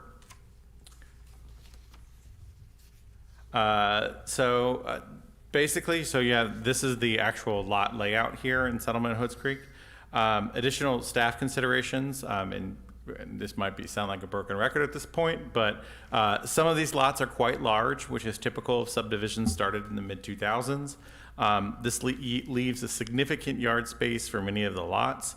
The village staff recommended that the applicant or future owners of property within the subdivision investigate secondary suites, duplexes, or backyard cottages, which may fit nicely upon some of the lots and provide a unique owner amenity currently allowable under the village zoning ordinances. That is not a command, it's just basically recommendation looking to building types. The developer is just basically doing the plat and then selling off the lots, so they won't be actually doing the building. So that's something to take into mind. So the village staff recommend that you recommend approval of the final subdivision plat subject to the recommended conditions to the village board. And so those recommended conditions are, so there are several that are basically, boilerplate or as you were. So as far as like the subdivider, street utility, and other improvements, and then 2 is that they have a development agreement because of the phasing plan, and then submit the plat to the Department of Administration. The 2 that are, I guess, unusual here is that the subdivider shall plat a 60-foot public access way to the Hoods Creek on this subdivision plat or within 1/2 mile of it. Because this backs up to the Hoods Creek and that is a sort of navigable waterway, our subdivision ordinances say that there has to be a public access way to such public waterways every 1/2 mile. Because there is none in this particular subdivision, there needs to be one platted. It does not have to be on this plat if they basically can designate, say, right over here, there's that retention pond right there. If that is feasible, some of that could also be used as well. We're not necessarily super picky, there just has to be a way to get back there. Because our park and open space plan does have a trail along the Hoods Creek back there. Whenever we get around to it, it's going to be very, very nice, and we would like for people to be able to get there. And then the other thing is about the covenants, HOA agreements, and deed restrictions. So they basically resubmitted the same ones that they had in 2004. Which contains a lot of references to outdated village code, which no longer exists, as well as several direct conflicts with village code, both being opposite and being in the letter and in the spirit of the village code. So we basically have sent a red line corrections to them, much in almost exactly the same content that Sam and the commission discussed earlier. Basically, they could have all the architectural committee, all that sort of stuff, removing redundancies, but only eliminating stuff like, directly calling out single family zoning and then saying low density residential zoning, as well as changing the references to the old zoning codes of R100 and R75. So that's it. Any questions? A quick question, Robin. The phase 1 and 2 of the settlement at Hoods Creek, we don't have the sidewalks. Mm-hmm. But with the new ordinances, would phase 3 have sidewalks? Yes, can't get around that. So then what happens at the junction of the phase 2 and 3, the houses, so the sidewalk come and just end? Yep. The same situation has popped up in Christina Estates. Yeah. And the way that these kind of projects phase and chunk out over time, that there's really no way to get around that. I mean, this was originally platted in 2004. If they expected us not to have the same ordinances almost, 2 decades later, then that's just the way it goes. Right now, they're pretty good on the fact that the lot sizes meet village code. Otherwise, they would have had a rezone. So, and as far as basically it doesn't connect to the rest of the development. Well, so community development has been kind of looking at alternative ways to fund additional sidewalk construction on the village. For example, we use the tax increment district to build missing sidewalk gaps out here in Heartland Village, as well as along 90th Street. It is expected that over time we will continue such construction efforts in order to connect those sidewalks. But right now, when they go in, they need to have the sidewalk there. Also, as a follow-up note, we did have our first applicant, that Taco John's, which is partially on a rural cross-section down south of 20, pay the first in lieu of fee. So that's about $6,000. That'll go into a dedicated pedestrian fund for sidewalk and pathway improvements. So that's not guaranteeing that new sidewalks will appear in settlement or, this subdivision specifically. We'll try to allocate them based on need and where the paving program is already kind of tearing up streets so we can minimize disruption on neighborhoods. But we do have that financial mechanism in place that you all approved pretty late last year, and someone's already paid into it, which is kind of nice when it's working as intended. So hopefully in the long run, we can use some of those funds to help, fill in those missing teeth. Go ahead. What about the water in the phase 3? Is that a city water or well water? Yes, the reason why this is able to be expanded is because of the duplex subdivision that we approved along Spring Street. That got the water all the way up to Gittings to connect to get the pressures necessary to continue to expand the subdivision. So, and that's the other thing. You notice that there's a lot of land to the west of this subdivision. So we expect it to continue to be expanded. So by saying sidewalks, all future parts of the subdivision will have those sidewalks. And they got a long way to go, I think.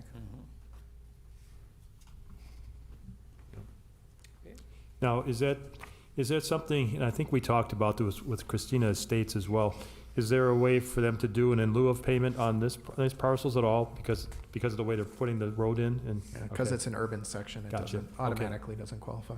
Okay, thank you. So once you continue, like to say, like future development, there's more land on the west of that. So looking ahead at the future, when the Creekview Lane keeps on expanding, would there be another entrance for the Hoods Creek? Yeah, every 1/2 mile, there needs to be an entrance to Hoods Creek. So if they put it as a part of this plat, it might. Wait, Ram, do you mean vehicle entrance or pedestrian No, access I mean to the creek? Right now, the entrance to the Hood Creek is, from the Gittings Road. Yeah.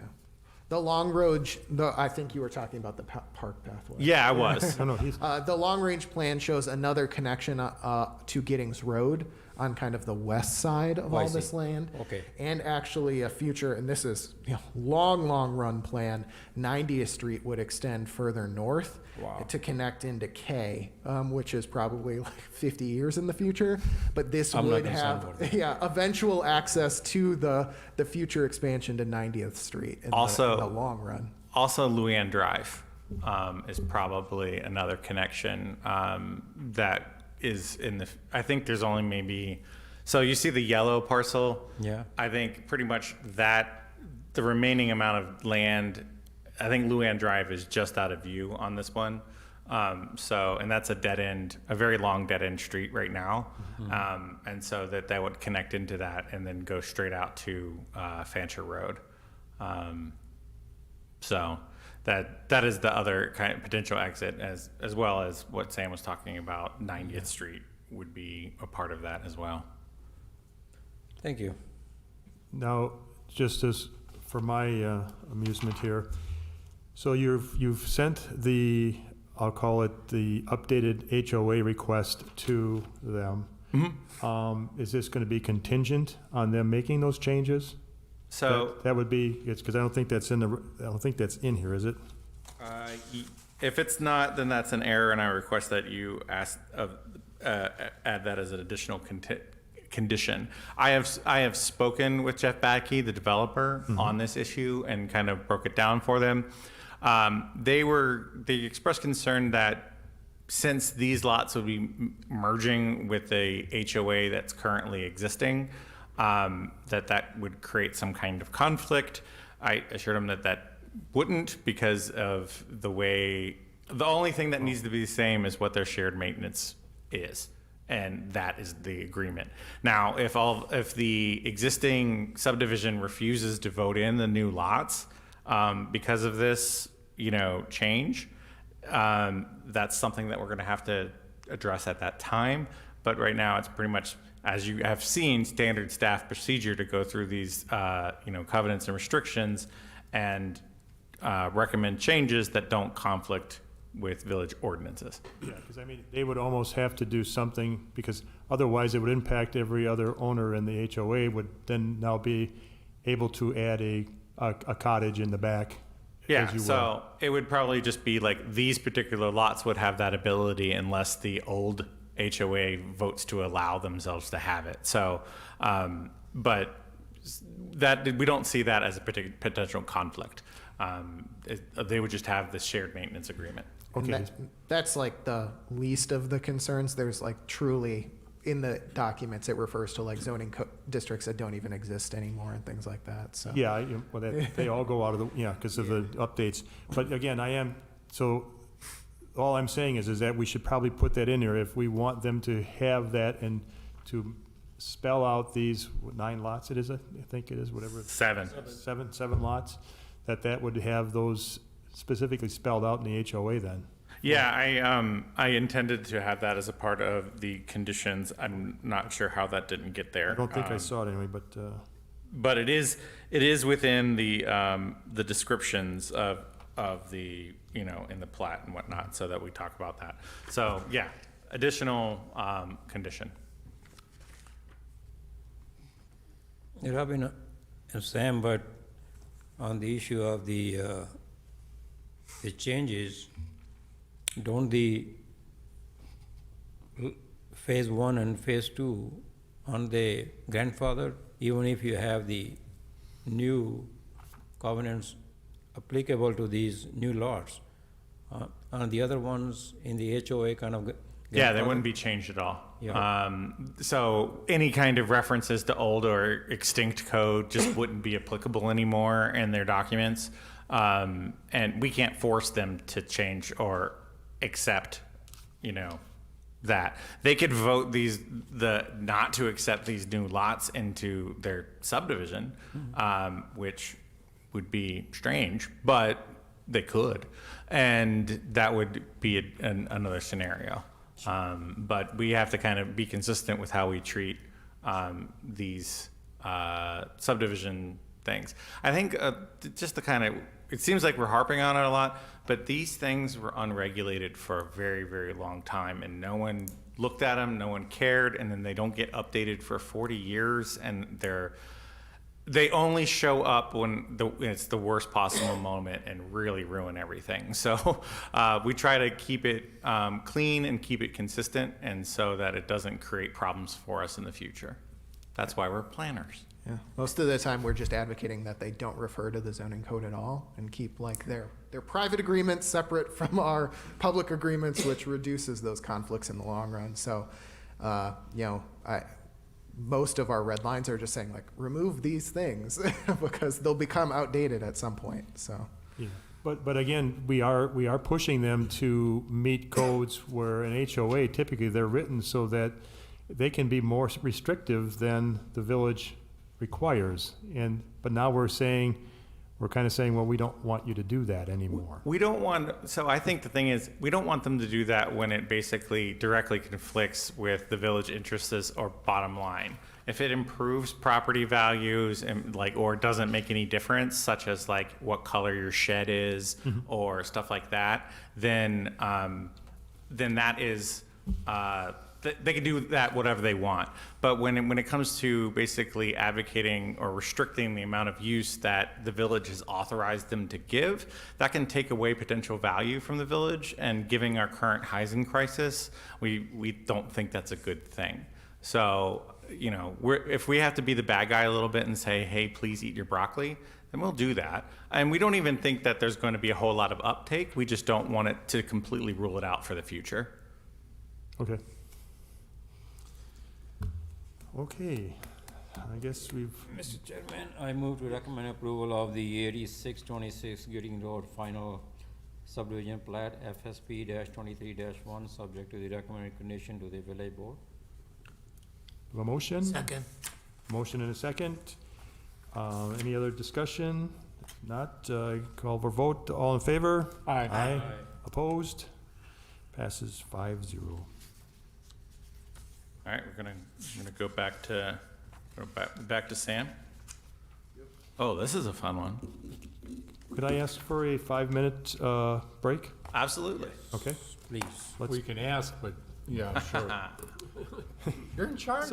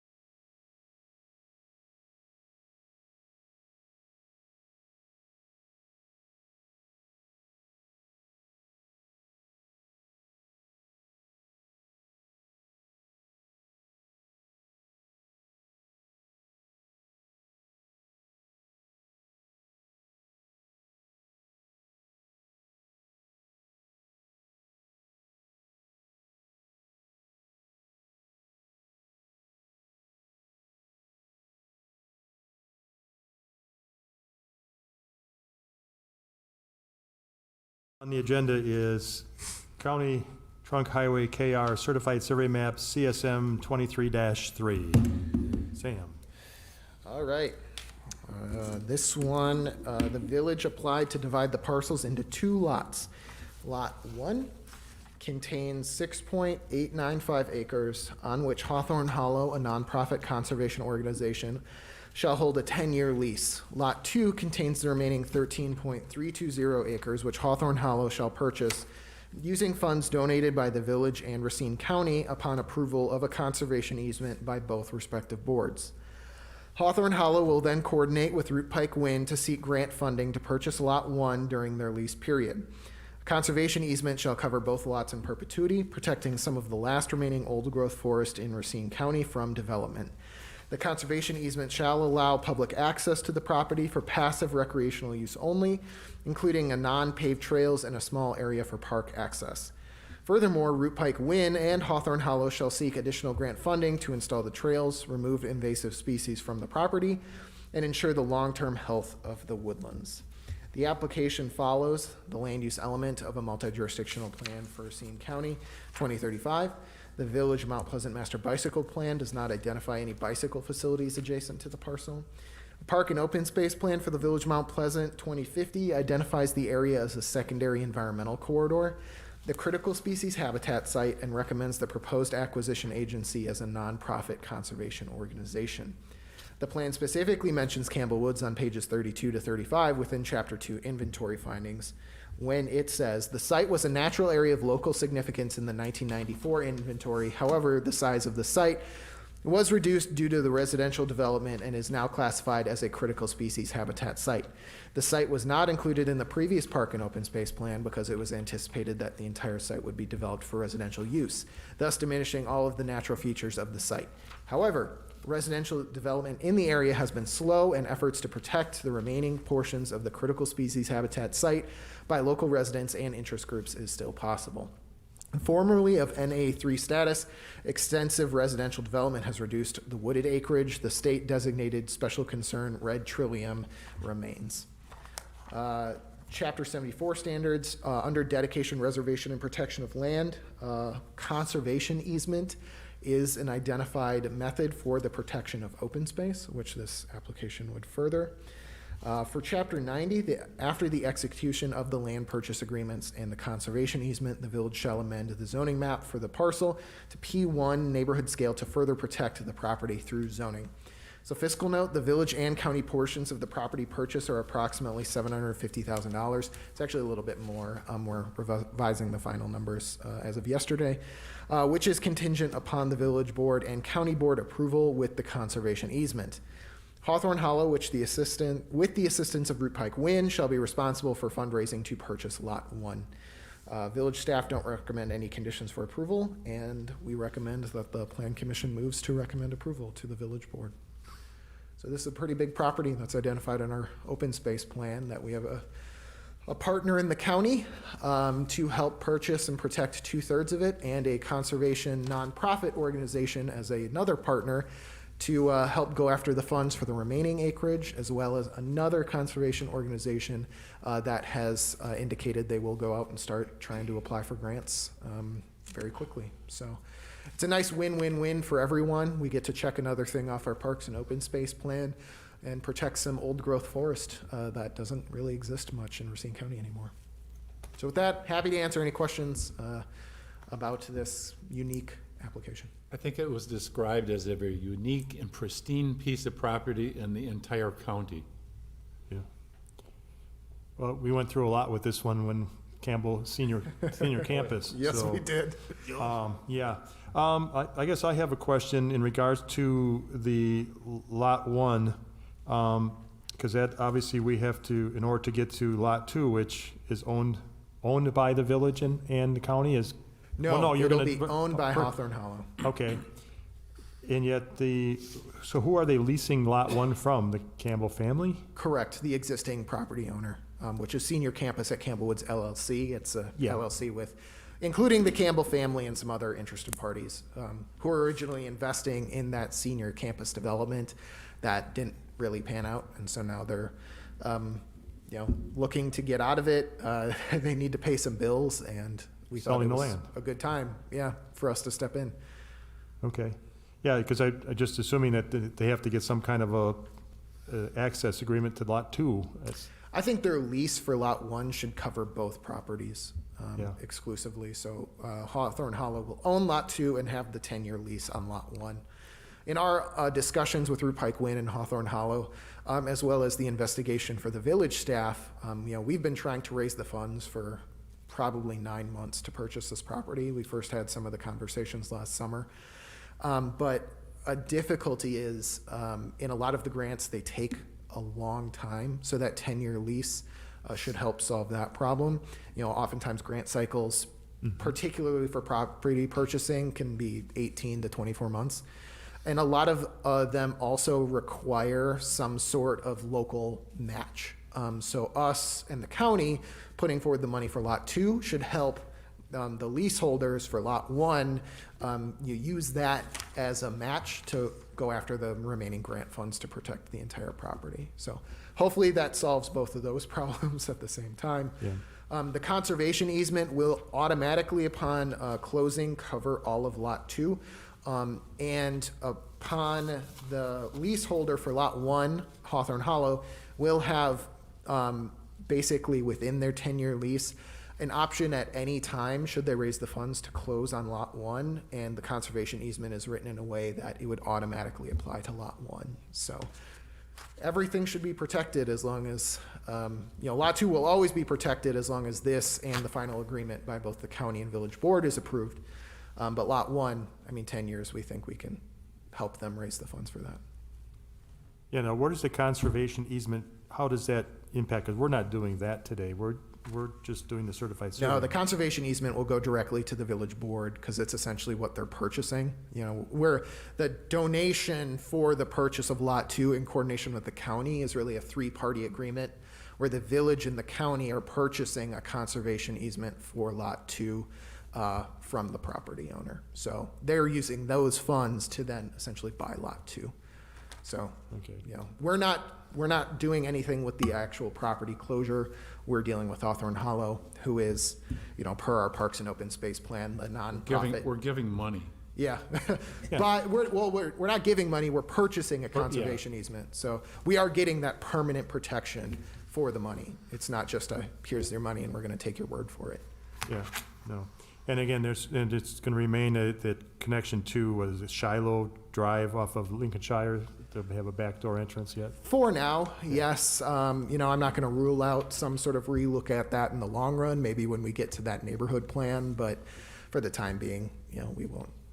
It'll stay there because the abandonment process for right-of-way is a fully separate process. Well, I'm just saying, because it'd be nice to have that actually, if to allow those on Lincolnshire to be able to access without going out and about. Yeah. Obviously you want to be able to go right into the Conservancy and use that property as a walking trail, which they already probably do anyway. I'm sure they do. Yeah. But, okay. Any other questions from the commission? The only question I have, I agree with you, what happens after the 10 years? I think that easement to Lot 2 should be addressed right in the beginning, I'll make a note to make sure it's included. because I don't know, I know Joe Campbell. I'll leave it at that. If you want to include that as a condition for property access, I'm fine with it. I don't think any of the interested parties will care. We're all hoping that Lot 1 is closed. They raise the funds and close on it as quickly as possible. So I understand, trying to plan for something that hopefully will never not happen, but yeah. I don't know if it's what type of dollars are we talking about, Lot 1? The remaining would be just under $400,000 Okay. for them to close on Lot 1. Okay. It's like 370 something off the top of my head. And is that a lease to purchase too? Does that go into it? Oh, it does. Okay. Well, then it's. Yeah, the lease is only $1 a year, so they won't get much pain for their I thought buck, they were doing something more of a little bit No, more. it's not like a phased payment plan. Okay. We're just trying to tie up the land so they can go after grants. Got it. Okay. Sounds good. Yeah, and I mean, shout out to the county. This is the first time this has been in a full public session. We've talked about it in closed session with the village board multiple times, as has the county, and we really appreciate their partnership here. This wouldn't happen without the county's partnership, as well as the partnership from Root Pike Wind and Hawthorne Hollow. I don't think this would even be possible without identifying that third party who's willing to take on the responsibility here. And, you know, that's what our Parks and Open Space Plan recommended, so it's all kind of fitting nicely together. So And those two shout are, out to the those partners. are two great groups too. So- Yes, you know, local, good groups with track records of, you know, sustainability, fiscally as well as environmentally. Okay, well, I'll entertain a motion. I Mr. move to Chairman? recommend approval of CTHR Certified Survey Map CSM 23-3 to the village board. Second. Got a motion and a second. Any further discussion? If not, I call a vote. All in favor? Aye. Opposed? It passes 5-0. Excellent. Okay. The next on the agenda is ordinance 7-2023, a zoning text amendment for 90-320.90 industrial uses. The village staff received a letter from Jim over at M7 proposing that the village specify a specific use type for data centers within our zoning code.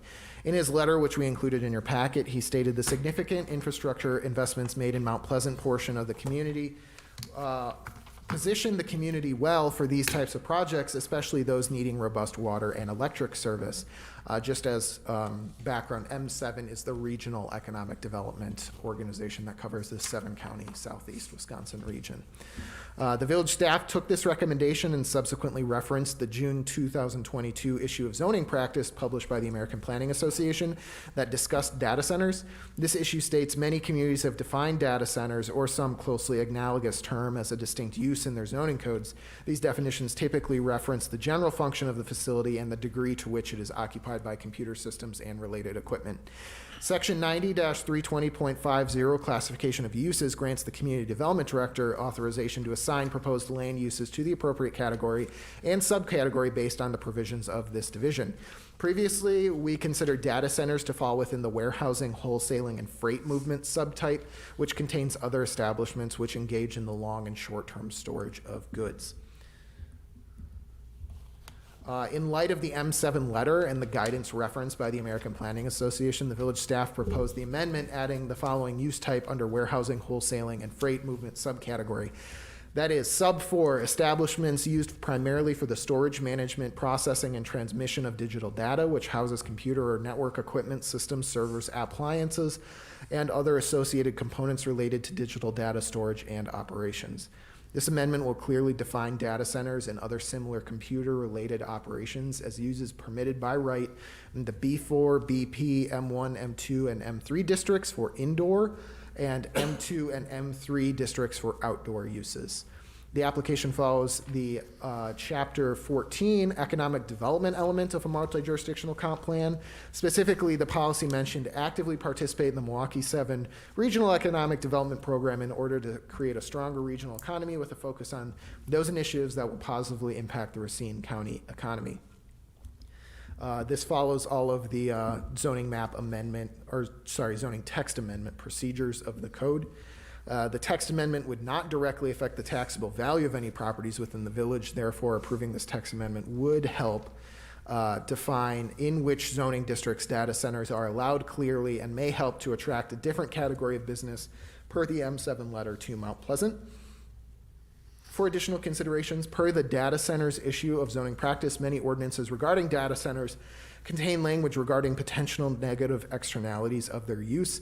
The village staff believes the existing regulations contained within Article 400 village-wide regulations of the zoning chapter adequately address these potential negative externalities. Those regulations include parking and access, outdoor lighting, landscaping and screening, fences and walls, signs, performance standards, flood protection, and shoreline protection. Specifically, zoning practice called out noise is typically the one that's most cited with data centers due to the amount of cooling equipment that's involved. That said, we have pretty strict noise ordinances in our code that differ between residential and commercial properties and industrial properties. So we kind of already addressed some of the things that the American Planning Association said you should keep an eye out for. We don't have any recommended conditions for approval, and therefore the village staff recommends the Plan Commission moves to recommend approval of the ordinance regarding industrial uses to the village board. Any questions from the commission at all? I do have one in regards to, as I was going to ask, the negative externalities. What was it in its noise? How does that impact us in like a BP? Because we're talking about all of those. And, is it something that we want to, if the noise is the one is in a BP district, how might that impact us? I think our noise ordinances are already pretty well defined for a BP district. In BP and M districts, they're allowed specific decibel range based on the frequency of the noise. Basically higher noises get like lower decibel range. But ultimately, I think our ordinances are pretty well situated to cover those concerns. My assumption, if we did get a data center, is it'd be mostly inside.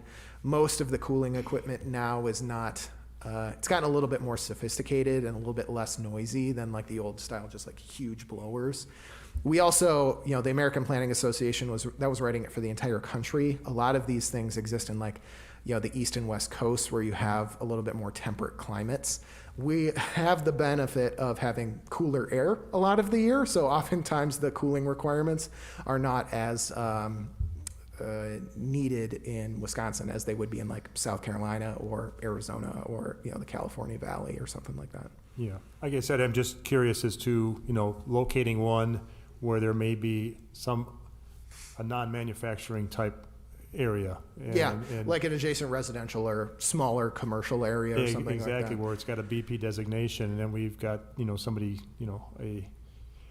it's probably highly unlikely, but I'm just wondering, do we want to protect ourselves in some way to not into a BP district? Yeah, I think... Or is that... I mean, most of these are just, if you look at the types of buildings where data centers pop up, oftentimes it is almost exactly the same type of building that we permit in a BP district, which oftentimes have, trailer parking stalls and other things separately that create noise. So here, you're typically not having that truck traffic as thoroughly, but you might have more cooling equipment. So I don't know that the noise would be any better or worse than any other BP type use.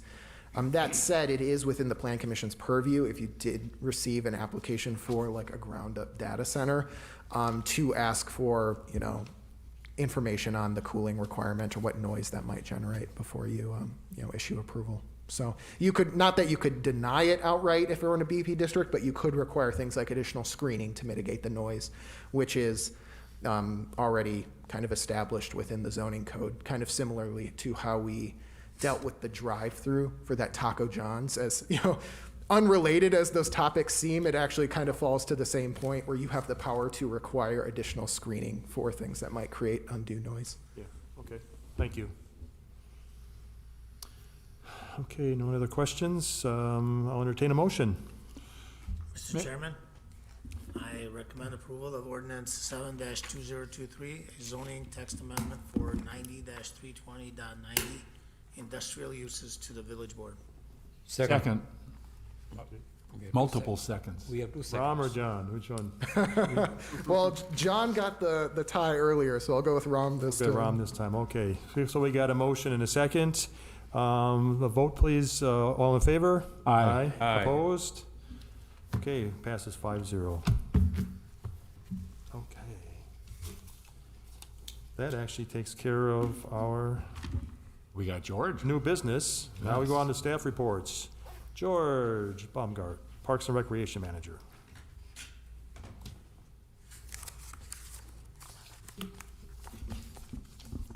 All right, just a couple of things in today's staff report. I attended the Wisconsin Park and Rec Association State Conference a couple weeks ago. Some of the topics that in their educational sessions that I attended was about climate change, grant writing, technology trends in parks, park impact fees.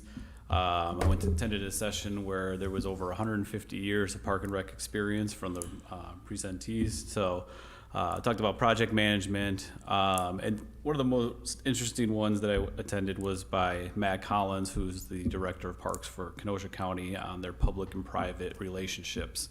And he specifically talked about how the Petrifying Springs Beer Garden, how that agreement works with them, as well as the Boundless Adventures, the ropes course that's in one of their county parks, and how those developed over the years. And so I've attended a few national conferences, other state conferences, and this one was up to par with what I had attended previously.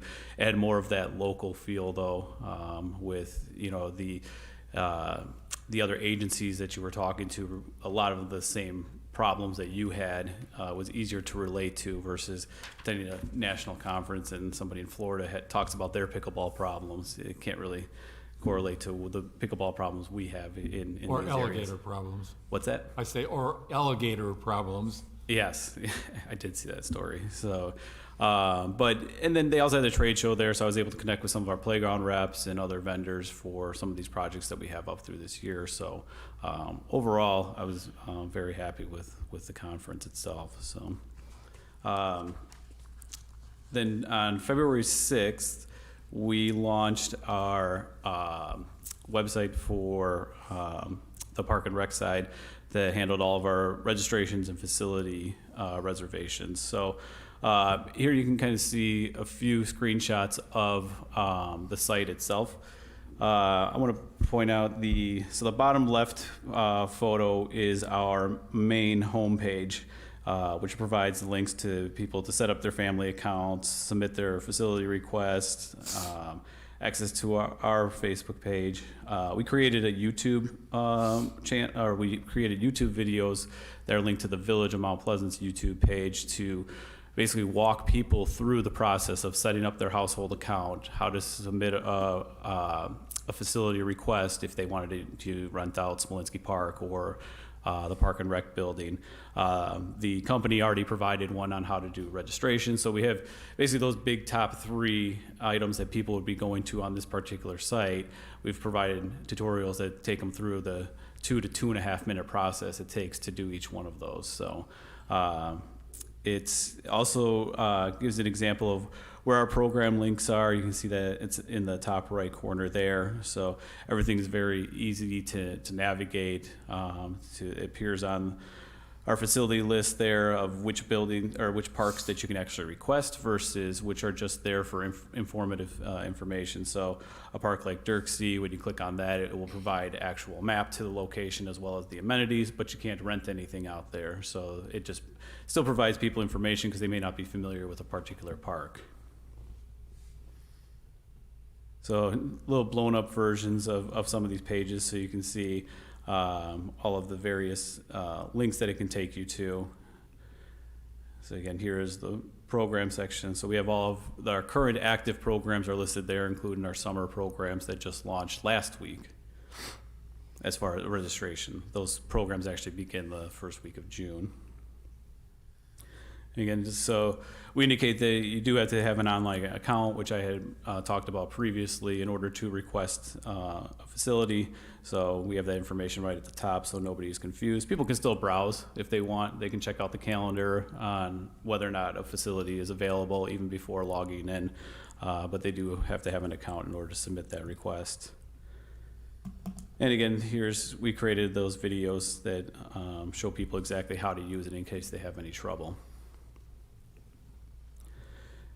Then just here is kind of wanted to show you what it looked like from a mobile perspective. So you can see logging into their account, looking up for the classes. It's all very mobile friendly in order to do these things. So the last one takes you to the actual payment screen for somebody who was going to do a registration for a park. But the feedback has been very positive so far. I've had one phone call where I walked somebody through the process.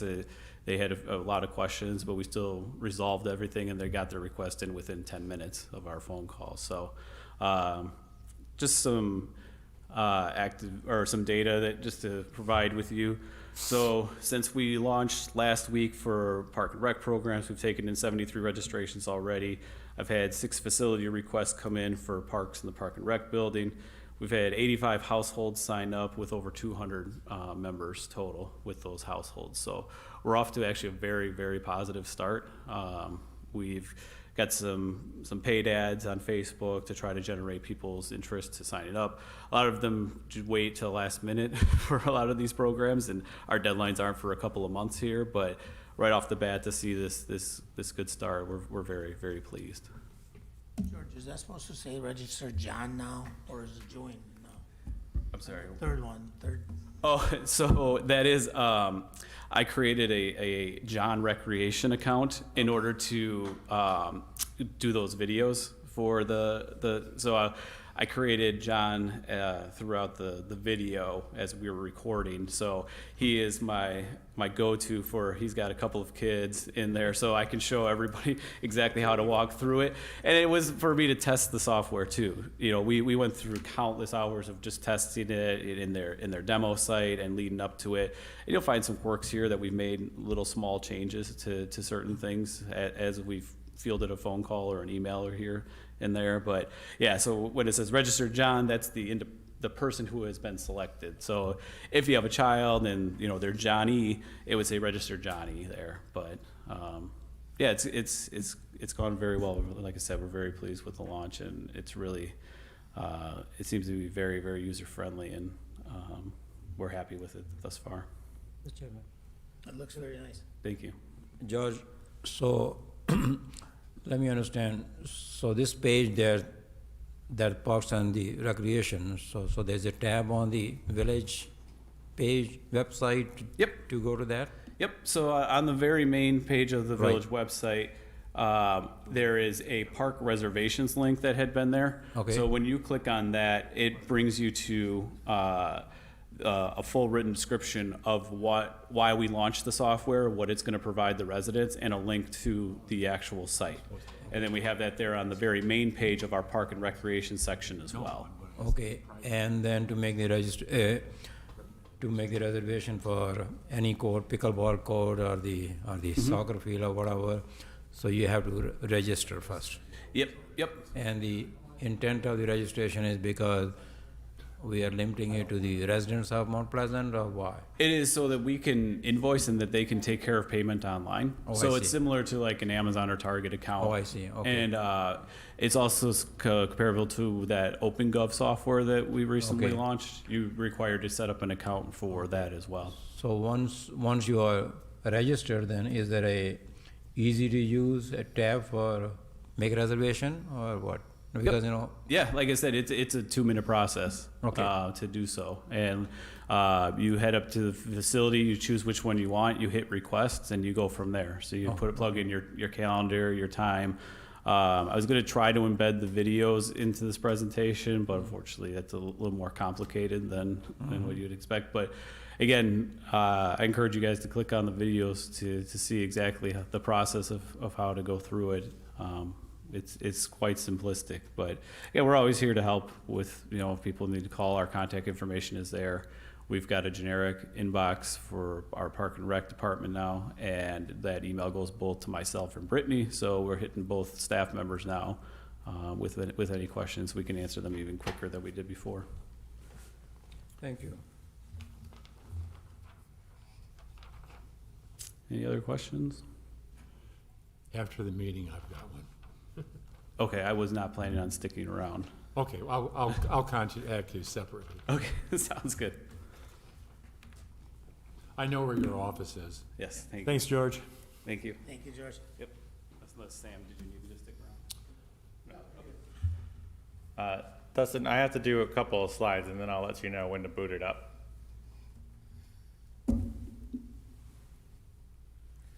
Okay, so we got permits.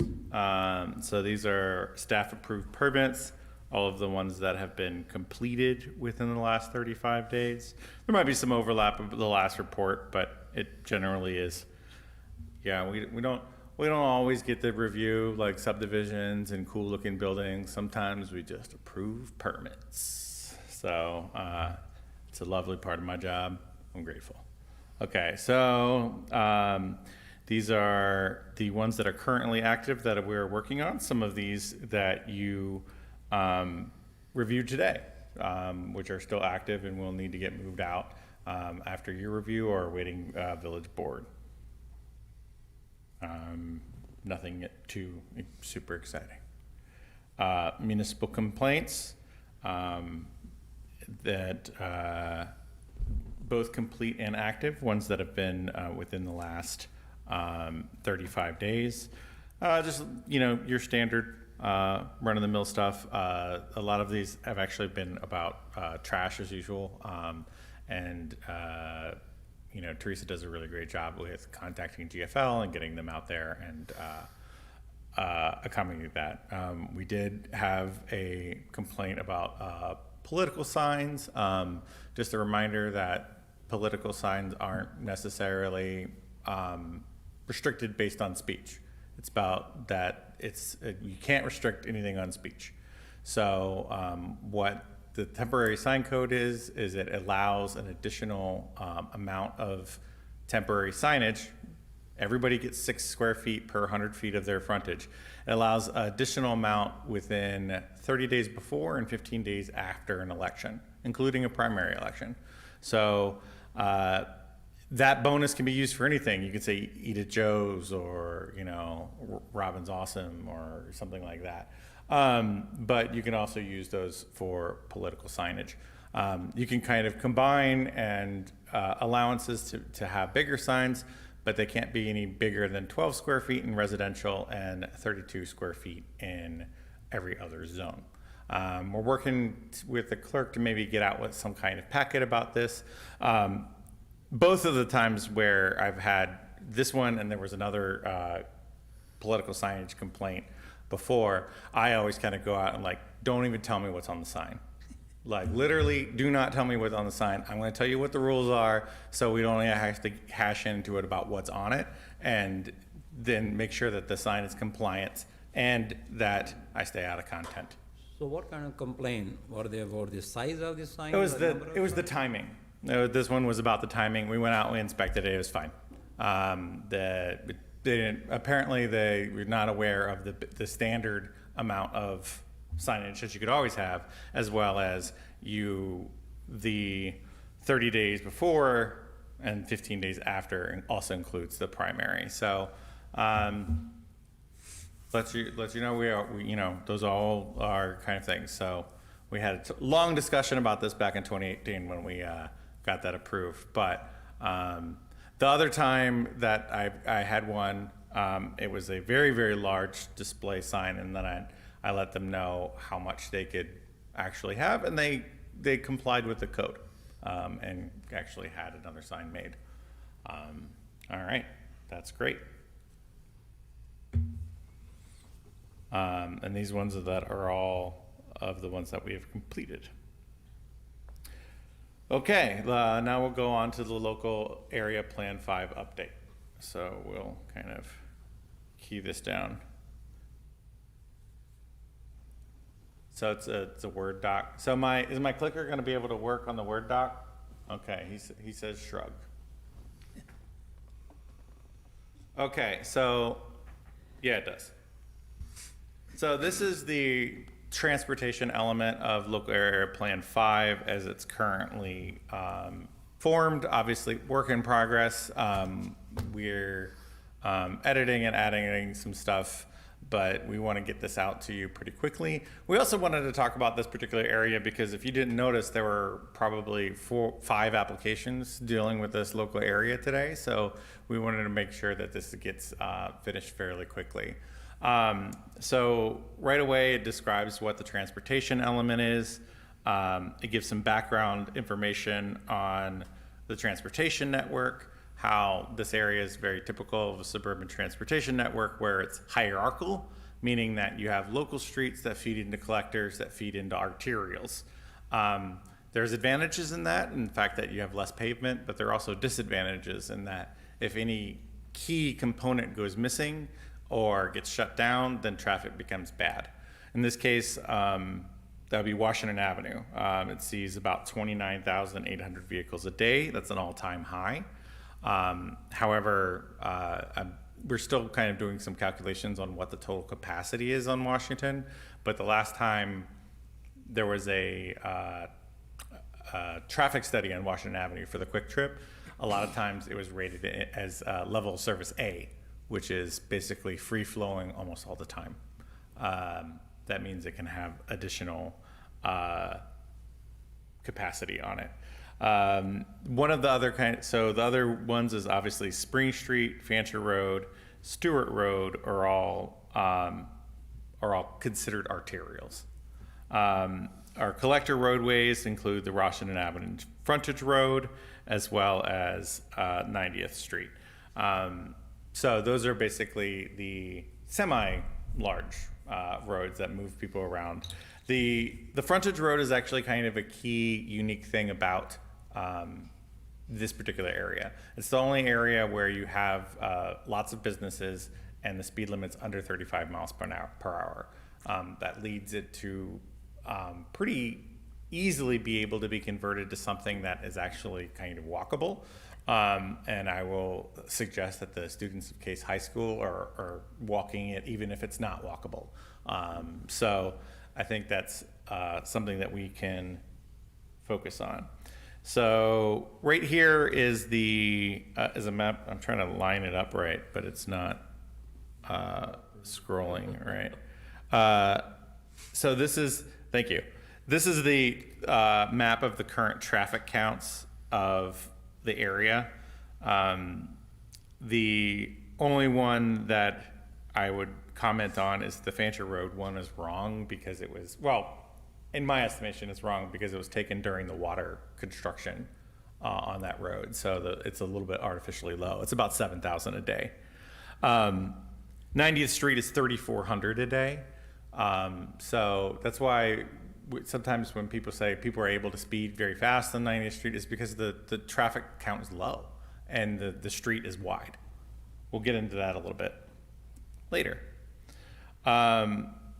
So the regional transportational plan, as far as what our goal is, can we scroll a little bit down?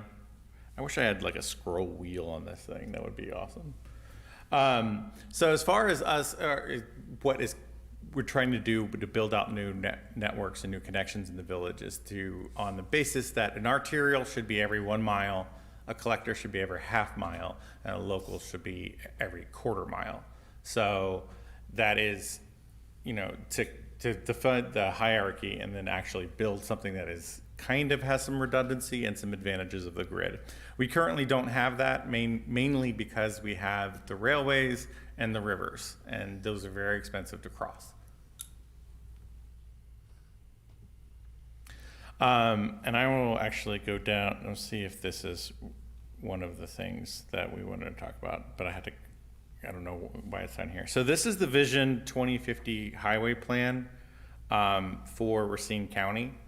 And it calls for the widening of State Highway 20 to 6 lanes for the entirety, to basically 6 lanes all the way to 31. And it calls for widening to 4 lanes of Spring Street all the way to where it's currently 4 lanes right now, which is right there by Sunny Slope and stuff like that. Suffice it to say, for a lot of reasons. One is because we don't think that WSDOT has the money to do either of these projects. The 21 is scheduled to be around in 2030, but we disagree with the necessity based on what I tell you as far as traffic counts go, and it would just probably do more harm than good. 6 lanes for 20 is just ridiculous as far as actually, if anybody would kind of agree with me that the section where there's 4 lanes functions better and flows smoother than the section with 6 lanes by all of the stores and stuff. So that's kind of what we figure. The other thing is there's 2 main problems as far as we don't think that it's feasible. Is one is and both of them are train tracks. The underpass of Highway 20 by the Amtrak station That's already extremely tight. I'm not sure how they would reconstruct that without just basically blowing it up and starting over again. And then on Spring Street, if they would want to widen it, they would have to construct 2 different overpasses, which we all kind of saw with KR how complicated that is. It probably should be done in the long run anyway, but maybe just that and not necessarily the widening.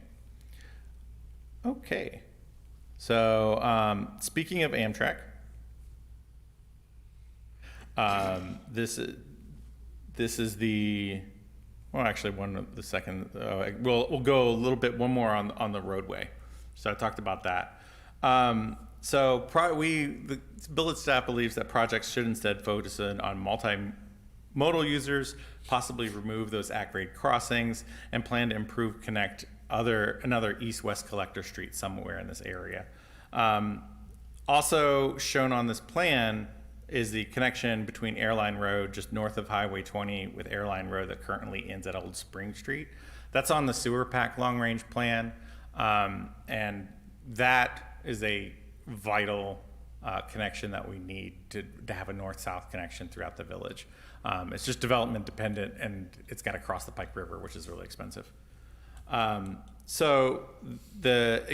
These are a list of the sort of transportation roadway projects that would be recommended by this plan, and whenever they come in possible. One is extension of Campus Drive from 90th to Fancher. We already discussed that today.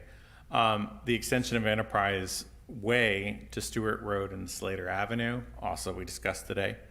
The extension of Dahlia to Fancher Road. Dahlia is currently stubbed into a street. The exact pathway it would take there is unclear and would need to be development dependent. But the reason why we're recommending that is because we're also recommending a restriction on the left turn out from Old Spring Street to Spring Street. That intersection, with the light and with that particular turn, it's definitely punched above its weight as far as danger. I could get the fire chief in here and talk about the number of accidents that have been at that intersection. It's been quite frequent. And I basically drive out there every day, and it's a little dicey. I'd probably mental note not to go that way home today. Again, so an extension of Dahlia, an unnamed connection to Fancher Road from Tivoli Green. This was the previous Anderson Boulevard. Basically, the county, in discussions with county, they basically said that between the villas and Fancher, there's allowed for 3 more connections. So one is going to be Campus Drive, one will be something else, and one will be probably something that is akin to Dahlia. And then the Airline Road one. So I probably should have talked that about with a map. This is the map. It is a little bit, we have budget for professional ones to be like really nice and stuff like that, but obviously we haven't spent that yet. So this is the map that shows those particular projects. Circles would be traffic circles. All right. And so this is the Amtrak station. It's actually quite astonishing that it's there and it's so new. It was built in 2006. You guys probably heard all about it. And it currently has about 6 or 7 trains a day, and that service is going to be expanding soon. I think up to 10 trains a day, and then they're going to add another one that goes from Chicago all the way to Minneapolis, I think. Besides the fact that this is not technically in the village of Mount Pleasant, this is an extremely huge resource, because we're noticing a lot of people. The Hiawatha is one of the busiest lines in the United States. It consistently turns a profit. Everything is, if you ever try to just book on it, trains are sold out all the time. And this is just right here. And it's about an hour and some change to get from here to Chicago. And since the advent of COVID and more work from home, there have been a lot more commuters that are willing to, they go into the office 1 day a week, right? So this makes Mount Pleasant very attractive to somebody that basically works in a loop in Chicago. If you're only going into the office once or twice a week, It's really not that expensive, really not that big of a pain to jump on the train and go down there and then enjoy the lower prices, lower taxes, more room that you can get up here, the more bang for your buck. So I think that's going to be a large portion of, you know, potential growth, taking advantage of the increased Amtrak connections. It is a little bit expensive for, like, you know, if you're just wanting to take a ride or whatever, it's like, people are like $22. But there are day passes, 10-day passes, month passes, and stuff like that. And honestly, if you were a part of an employer, sometimes employers pay you to take the train as opposed to parking. So this is basically the zones around, that's a quarter mile, half mile, and mile around the Amtrak station. Those are zones that we'll be concentrating on for something that we will that is called transit-oriented development. So development in those areas should keep in mind that the Amtrak station is there. So what that means is, you know, it'll prioritize connections via bike and pedestrian to be able to get there, increasing safety, and as well as preferring density within that area, because there is like obvious benefits of having density near transit, and this is the only transit that we have. Any questions so far? Good. Okay. Super. Speaking of transit, this is the current bus network. It basically services several different areas, either adjacent to or very close to this area.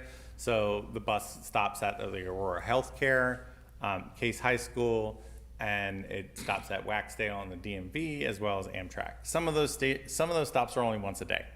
But I would say the majority of the bus ridership in this area, or even that Mount Pleasant pays for, is along this particular area. So we will be working with you know, the Trevor and the bus system in order to improve those connections and make them better in the future. So I think they're great that they're there.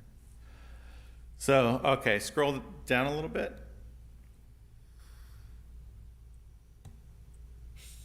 Dustin? So we're now to the pedestrian and bicycle network. The blue is existing sidewalks. The green is our now multi-use trail that connects Campus Park to Smolenski.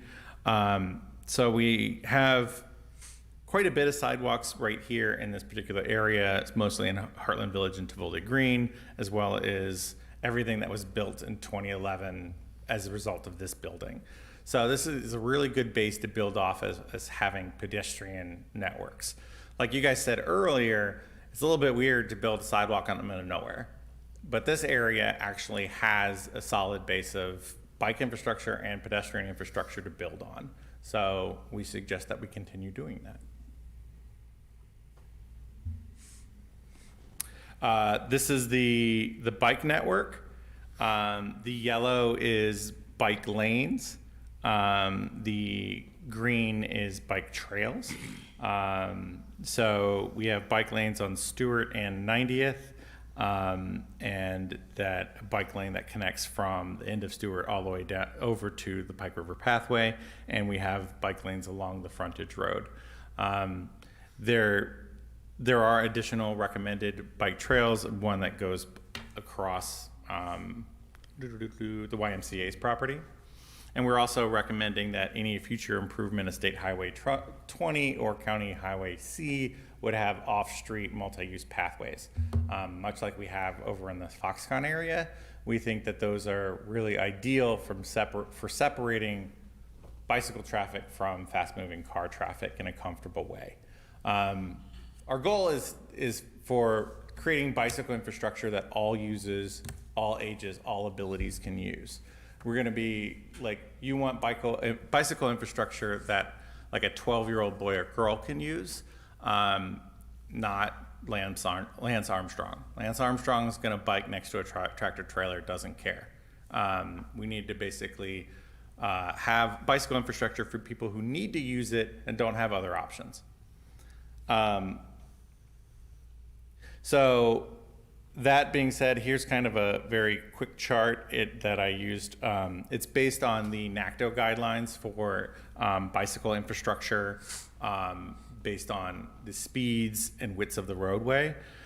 For residential streets at or under 25 miles an hour, the minimum bicycle infrastructure should be sharrows or shared streets. Recommended would be traffic calming measures to make sure cars are going the speed limit. For collector streets, bike lanes should be the minimum, and a protected bike lane is recommended. For arterials, protected bike lanes should be the minimum. Recommended would be off-street pathways or mixed-use pathways. And then highways over 45, only off-street pathways. This obviously conflicts with several of the road designs that WisDOT has recommended recently on some of our state trunk highways. We're working on it. Just a quick comment about roadway design. So our standard roadway width is 32 feet. It's 2 10-foot lanes and 2 6-foot parking lanes. And so that's 32 feet wide. When you get instances, and we're going to be doing some parking studies, and that's what we're recommending. We're doing some parking studies around here. When you get instances where the parking on these streets is very low utilization, you're essentially having 16 feet wide lanes, which creates speeding problems. You might notice this very specifically on Emerson, on Sunny Slope, and right here on campus on the 90th. When there's no cars parked there, people basically act like it's an extra lane. So we need to address that. So either, have something that encourages parking or use the space for something else. Whether it's kind of cordoning it off for sidewalks or like kind of a walkway or something like that. Just doing something to kind of use the space and slow the traffic down. I'm sure everybody's noticed that kind of behavior. Okay, so as far as here, it talks about, having public input and whatnot. We will be having public input sessions about, our observations, findings, recommendations, and suggestions. And that will be kind of after you guys have, your crack at it and review, and then move forward. Oh, that's that map. This is the NACDO guidelines for recommended bicycle infrastructure. We just have that in there as a reference. NACDO is North. I don't know what the acronym is, but there's two different like big roadway design guidebooks. One's AASHTO and one's NACDO. Things you learn, right? And that is basically the end of that particular presentation. As far as, kind of giving a sneak peek, there will be other sections of the local area plan, including one on zoning, on housing, so on and so forth. And gonna wrap it all together and present it and get feedback and basically then form an implementation plan. This is also kind of gels in with our strategic plan. Another reason kind of why we want to get these out, and this one, we've been dragging our feet on this one for a little bit. I will accept full blame on that. That a recent Supreme Court case, Wisconsin Supreme Court case has ruled against the village of Brookfield, who tried to reserve a road right of way on a CSM, and they ruled that was an unlawful taking because it wasn't on any of their plans or anything like that. But basically you had two roads that were only separated by maybe 500 feet. And the city of Brookfield said, okay, if you want to subdivide this, you need to reserve this for a road right of way and build the road, which is something that we've been doing for generations now. But that has been ruled a taking because that wasn't on any of their plans. So the lesson is get it on your plans, get it adopted, and then you can at least say no to any division that doesn't have those. So yeah, that's pretty much the long and short of it. I have talked to you before about the some potential pilot programs as far as reconfiguring how the frontage road looks, because it's super duper wide. That's 48 feet wide at places, and has no sidewalks. So, yeah, that's, and we think that there's been a lot of investment and growth in this particular area because it has a lot of potential. And this plan also sees that and moves forward with it. So, any questions? That was a lot of me talking. I know we're late, so I'm pretty sure just shut it. Stop talking, Robin. Okay. Well, I guess the only comment I have, Robin, is that it's getting a view of it here is kind of difficult. Is there some way that, as you work through these different sections, can we get the work in progress sent to us so that we can kind of absorb it and so in pieces, so that we're not going and sitting down and going, oh, we got this whole thing to cover off at one time without having any prior input to it? Yeah, absolutely. My goal was to have that finished written copy for you this particular today, but through lots of things and weather events and sickness and stuff like that, I've not been able to get that all put together for you. But I certainly can get that done and put in front of you so you guys can read this and have all your thoughts and put that on there in a written format. And that'll probably be easier. Because otherwise we're going to pick it apart anyway, so you might as well take it up front, No, I totally agree. And I actually would prefer that kind of back and forth, because then we don't have to sit here for like 3 hours hashing over stuff. So it's nothing is set in stone. Those are just sort of like my professional observations, as well as a lot of input from the director and feedback from you guys over the years that we've been doing this. So anything else before I finally take my seat? Robin, just curious now, based on what you're telling me, that train station is gonna have to be made bigger, I would think, based on the traffic and everything else. And if they're planning on widening Highway 20, how the hell is that gonna work? It's not. The widening of Highway 20 with that particular train station is just not going to work. I don't think the train station needs to necessarily be expanded. I would think that additional rails would probably be the thing that's needed. But that's not my purview. I think that the ridership has gotten increasingly higher, but it's never so slammed. I mean, most of the time the problem is the trains are full from Milwaukee or Chicago.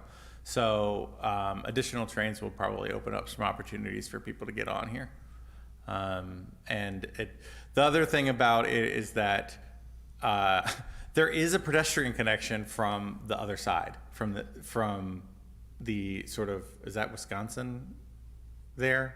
Wisconsin Street. Yeah, Wisconsin Street. There is a connection over there, but it's sort of behind the storage units. And it's not very obvious that it's there, and there's no other sidewalks in the area to connect it to. So that would be a kind of an easy fix, is to say, hey, there's an actual entrance here that you can access this. So there's already a bit of density around there because all the condos are right there, and they can all walk there pretty easily. But remember, that's all Sturtevant over there. We have no control. Correct. But, to add two things about that. One, Sturtevant did put out an RFP for planning services to help a potential redesign of Wisconsin Street, which would include this. And also, we have talked with, Plat has approached us with the possibility of they've done transit-oriented development plans for other stations along the Hiawatha line, and they've indicated interest in doing that with us. We don't know if Sturtevant would be on board or not, but we would hope they would be. So that would be a really great opportunity for cooperation between the two municipalities over a shared resource that is pretty invaluable and unique. Anything else? Also, the train station, when you go from here to Chicago, anywhere, Gurney and Deerfield and everything, train stations right around there, that's a high density. Mm-hmm. That's a development where people don't need to buy a car, they can just walk and go to the work and everything. And so this Amtrak station here, that doesn't have it, because on the Wisconsin side, you have, Car lots. yeah, and on this side, there is a industry and everything, so I think it's not very well planned. Yeah, so, and hopefully, but I think it's still at the point that that could be fixed. You know, nothing's set in stone and there's a lot of blank canvas to work with. So that's what we're kind of hanging our hat on. And just because, you know, the thought of maybe like commuting by train and not having a car doesn't appeal to you or to somebody else that you might know or people that live here, doesn't mean it doesn't appeal, like it could appeal to somebody. And that's what we are always trying to emphasize, is that we want to open up options. And there's nothing wrong with options. Sure. Thank you. All right. Thank you, Robin. Sam, what have you got for us today? Nothing from me today. You guys were troopers. Thanks for sticking through a 12-item agenda plus staff reports. I'm just happy we didn't have to delay it for another month. Seriously, next month would have been bad had we not had a quorum today. So thank you all Exactly. for braving the weather. Drive safe. And next month's meeting is March 22nd. Okay, I need one more motion. Adjourn, motion to adjourn? Second. All in favor? Aye. Aye. Right.